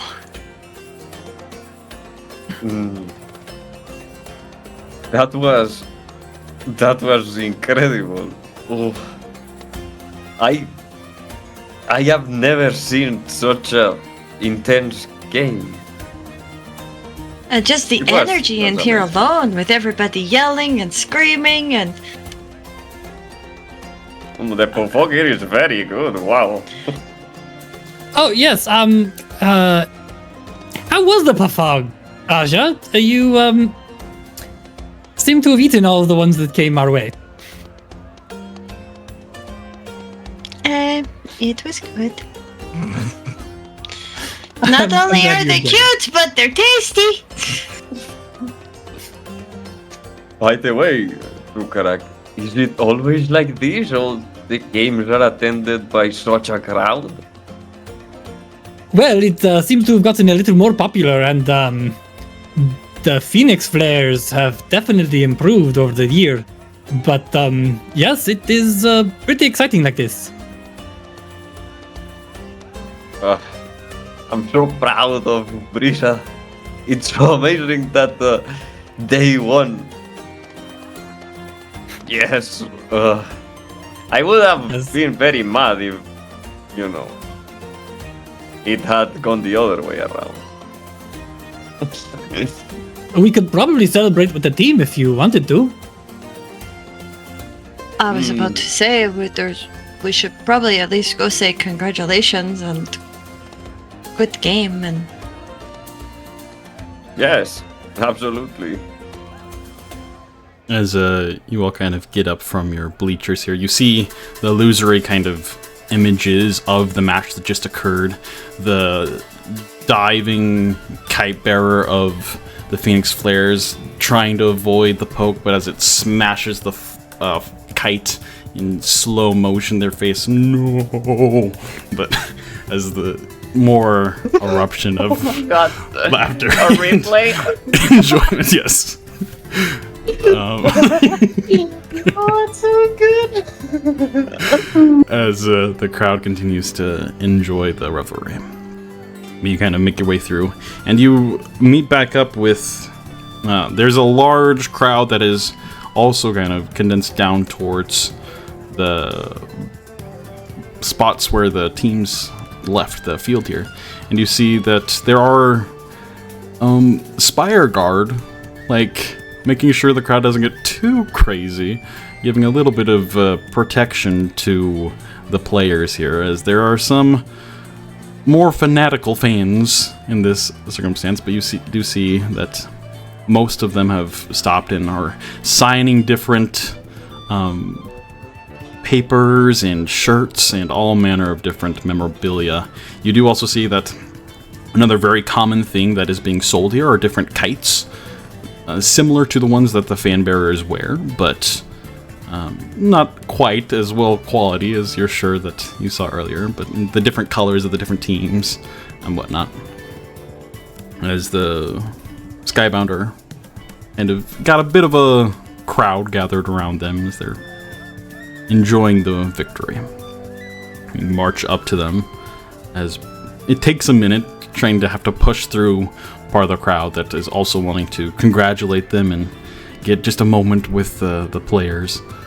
But eventually Brisa does notice Maldorwen's plumes and kind of allows you to step in closer. That was quite a game. So, what are you guys doing the rest of the night? That was amazing. That was incredible, Brisa. You're the best Malvis player I've ever seen in my life. Oh, stop it. I'm only the second best. And who's number one? I don't know. You watch as one of the other gnomes comes up, Stratos. It's obviously me. Yes, you're right. You're amazing. That first shot that you landed, that was quite a shot. Czepeku. Are we going Well, to as get far as the rest of the night, drinks? I think we are going to be celebrating with you. Yes. That sounds like a plan. Asja said she had to go for some stuff at the library, but you already have some books with you. Yeah, I already did that, but what I just if you tell me where you're going, I can come back. I have to go pick up the necklaces that I ordered earlier and paid for. Well, we have... The local establishments have asked us not to, well, visit them after such a game as it gets a little too crazy for that. So we're going to go to our private section in a moment after. Oh, thank you. Gonna signs another fan's memorabilia. But if you wanted to join, you're more than welcome. How about I come in for a few minutes and then I go pick up my order and then I go back and spend some time with my dad. And if you wanted to celebrate privately, we don't have to join you. You watch as one of the other gnomes. They can come for a drink or two. It's good to have some new faces. I see the lot of your faces way too much.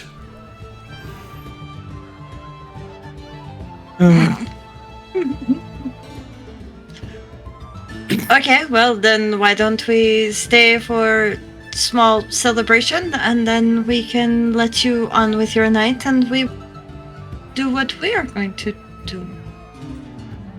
Sounds like a plan. Let me just wrap this up here. She kind of pats one of the Spire Guard, who kind of gives her a nod. All right, people, back it up. As some of the fans, but wait, no. As they are then chauffeured to a bit more of a quieter setting, where they like locker rooms, more or less.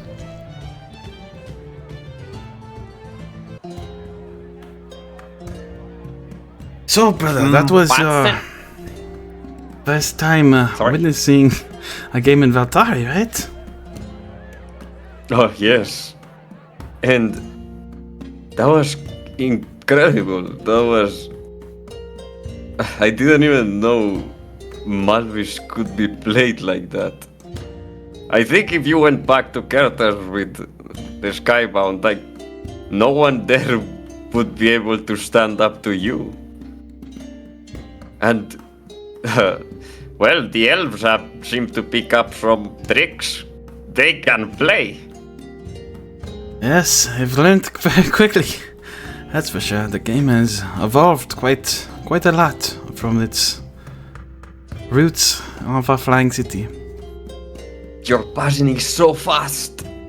Sometimes it's even hard for me to keep track of what you're doing with the poke. That's why they got those big incredible. illusions. You see those? Yes, I loved it.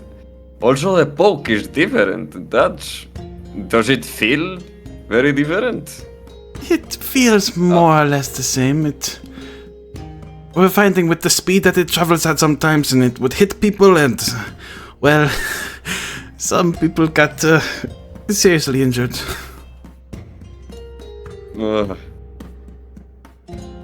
Really? But this now is no longer a problem.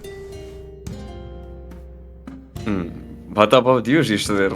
Have you been injured, or how are you faring? She kind of just looks at you like, we just won. Well, I don't know if I could say I've been better. It comes with scrapes and bruises here and now, but I live for it. I'm sorry, it's just Kulpalam is not here, so I guess it's my job to be worried about you. Kind of like nudges your shoulder a little bit in a playful manner. Yeah, I understand. Good brother and all. Then a little bit of a concern once again crosses her face as she, you imagine, is now thinking about your eldest brother. Allah bless him. It's funny, but well, you know me, so please don't take offense at what I'm going to say. But it felt like you were straying from the path. But right now you're closer to the stars than me or Kulpalam ever were. We are not as well known as you are. Your name, well, your name, quote unquote, is in the lips of many. That is true. I would definitely don't think I will be remembered as a battle-hardened warrior, like maybe you desire. But I'm okay with that.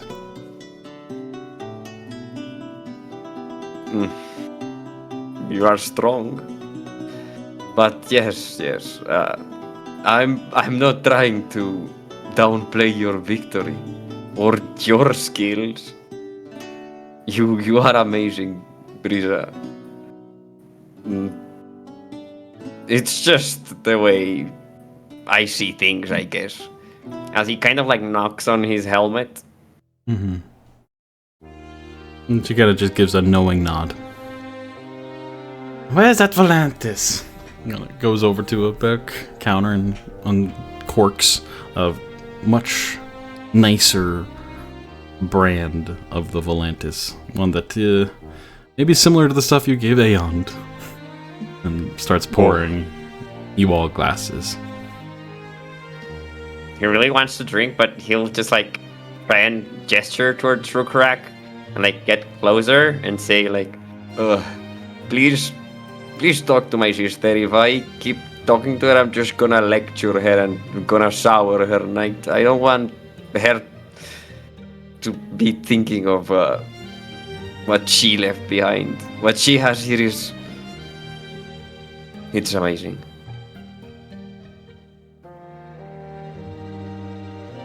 Ruka will just turn to her and just be like, that was... But I can't believe that you pulled that off. She's the defender, yeah. Can't believe you cut that shot on that second round there. Absolutely crazy. And he'll just go off and... Yeah, he'll go off in detail and bantering back and forth with them. As bit of revelry is had with the Skybound team here. You all get to know a little more of their personalities, and as they enjoy the victory, you can tell that probably they would like time for themselves as well to celebrate, but they enjoy the company with you guys for a good period of time. As you eventually step out to go claim your jewelry that you had ordered earlier on in the day. Asja is going to, after being given the glass of Volantis, where she's like, I don't want to be rude, I was just given. Okay. She's going to keep her eye on the number one player. And once he seems to empty his glass, she's going to go over and go, would you like another glass for the number one player? Absolutely. Thank you. No problem. And then she'll be like, I'll meet you both back at the house. But I'm going to go and pick the stuff up and then go check on Euan. Your game was amazing. Thank you so much. That was my first time ever really seeing it. So thank you so much for an amazing experience.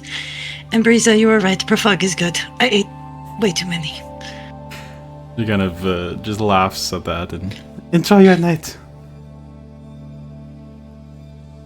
Actually, we don't want to stay too long either. There's only one thing I would like to ask, if you don't mind, sister. What would that be, brother? Can I have your net? Kind of gives you a eye. You're picking up the defensive role of Malphus, huh? He kind of picks up the net and twirls it in her fingers masterfully. Yeah, I could get another one made. It's just that this is very important for me now. Thank you. Thank you for visiting. It means a lot for you to see this. I will find him, I promise. And I will bring him back so we can watch you together. I'd like that. Well, you all have a great night. Asja, we can just walk back together. Just so that we don't get lost. Especially with it getting shadowy.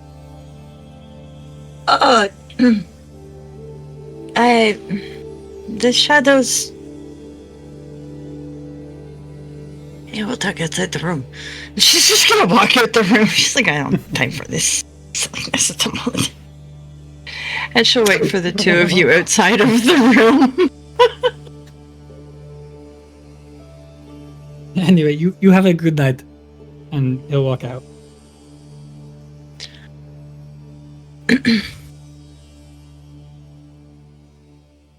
Is Maldorwen coming as well, or is it just Rhukkarrak and Asja at the moment? Maldorwen is gonna stay for a little longer. He's gonna linger, talking to... What's the name of the kite bearer? Czepeku. And... yes, he'll, just, compliment them on their kite again. And he's trying to also, gauge if Rhukkarrak and Asja are gonna go on their own. Or if they're gonna wait for him. If he can. You, noticed that Asja was in a bit of a hurry trying to get back to, get those jewelry made. So you get a feeling that she's not gonna stay around for long. Alright, so he's just gonna wait until they leave, and then he's gonna leave as well. Right. So as Rhukkarrak, go ahead. As she sees Maldorwen's not coming, she goes, look, I am not the one that the eyes are following. Because earlier, I paid very good attention. And there were no eyes on me whatsoever when I was walking around by myself. So the eyes are either on you or on him. Ah, that makes sense. Do you want to go along, or could you use the company? I think for right now, I would like to just go alone, if that's okay with you. Okay, then I'll just wait. I have a Maldorwen. lot in my head and I want to think about it, but, well, you might as well come. I have somebody else I could talk my ideas off of, but, I mean, I think you already noticed about Euan's horns, and she's just gonna start walking away as she's talking. Gonna have to keep up with her. And he's just gonna kind of like be a little confused, like, am I supposed to go or not? And then he'll realize that she's still talking to him as she's walking, and he'll be like, oh, okay. And he'll shut down. Right. It is just a long string of thoughts. That's really all she's doing. It's nothing that makes sense. It's nothing really comprehensive. It's just this long string of, you are literally being used as a sounding board. She's not looking for answers. She's just needs to talk some stuff out, and you seem to be easier to talk to than her own head at the moment. So that's what she's doing. And he is more than happy to just sit in silence and listen to her string of thoughts. Right. So as you two head off and head back towards the fabrication district, Maldorwen, you slink away from the revelry. And where are you headed? So, from what I got from the note, I think I should find, like, the graveyard or the place where, yes, like, people are buried or remembered, or, like, where the ceremonies are held to deal with death energy. Something like that is what I think I should find. Okay. It doesn't take you long to maybe ask around a little bit or get pointed in the direction of the district that involves this. And you've seen glimpses of it from the airway, but haven't ever really given it too much thought. But they inform you that it is the Somnum Praetoritum, the district where the elves of Altaria sleep their final forever sleep.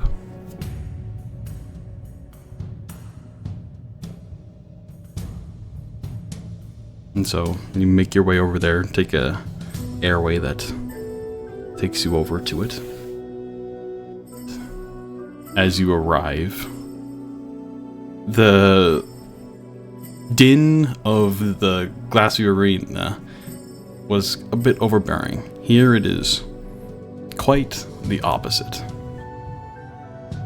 The streets grow hushed as you make your way towards the Somnum, Valtari's solemn cradle of remembrance. The city's vibrant hues dim behind you, replaced by muted tones of silver and ember. Here, even the air feels different, cooler, stiller, as if the wind itself dares not disturb the reverence of this hallowed place.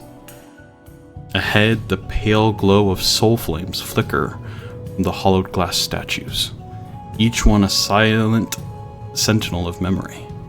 They stand in quiet rows, their forms abstract or lifelike, shaped in honor of those long past.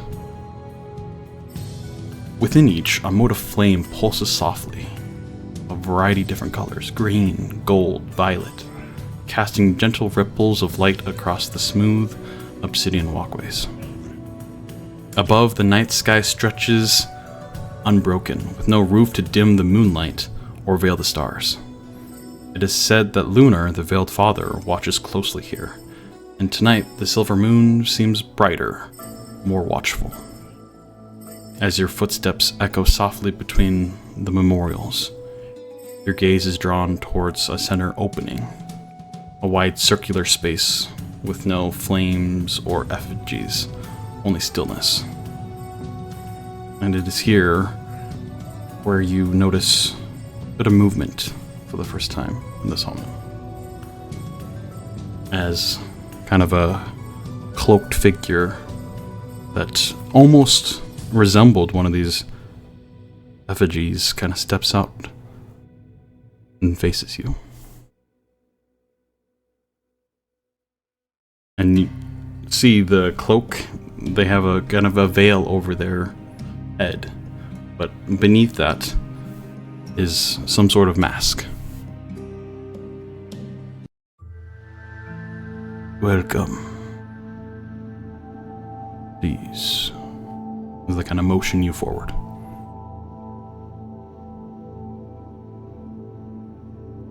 Alright, Mal will nod and follow them. It is good to finally meet you, chosen of the conflict. With that, they kind of like bow their head a bit. I've heard whispers from Lunar of your arrival.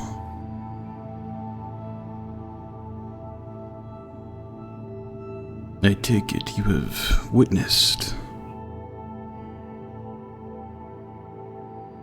the stagnation that is occurring within these lands.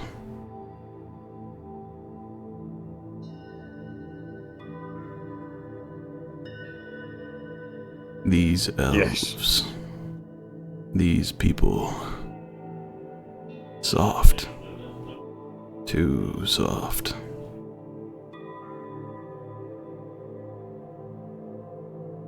The new generation grows without the worries of conflict, and it is yet but moments until it reawakens. And if something isn't done, they will be wiped from existence.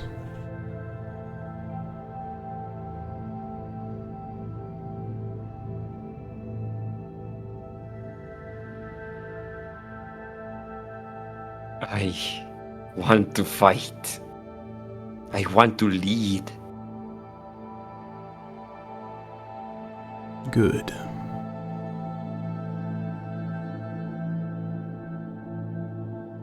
They kind of just slowly start to circle you. You're in like the center of this reverent place. Almost giving you an like close examination.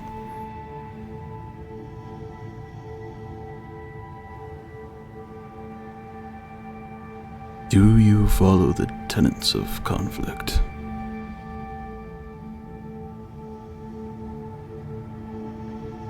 Conflict is what brought me here.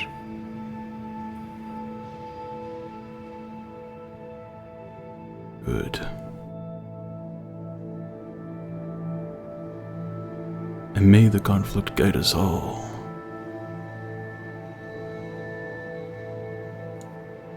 May it ever wage.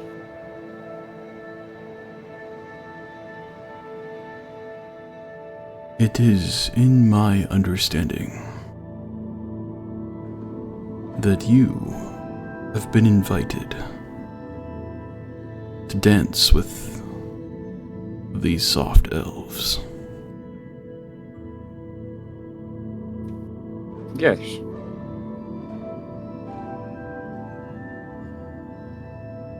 I ask that you show your devotion to conflict.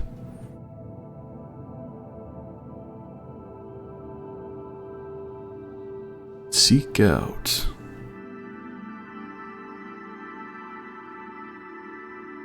a figure from you, would you?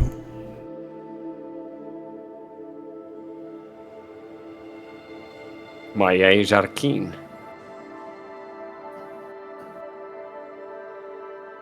Good.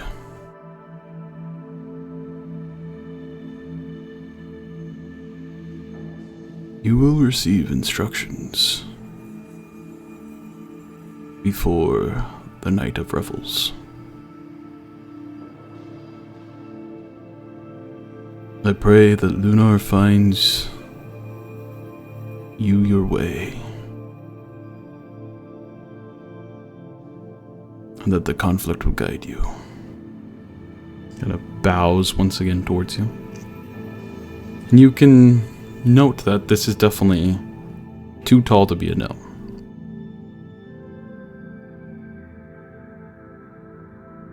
We will be watching. Oh my god.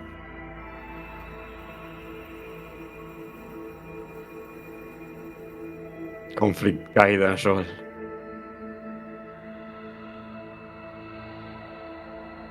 Or that they just kind of still, almost similar to the statues around them, stare at you.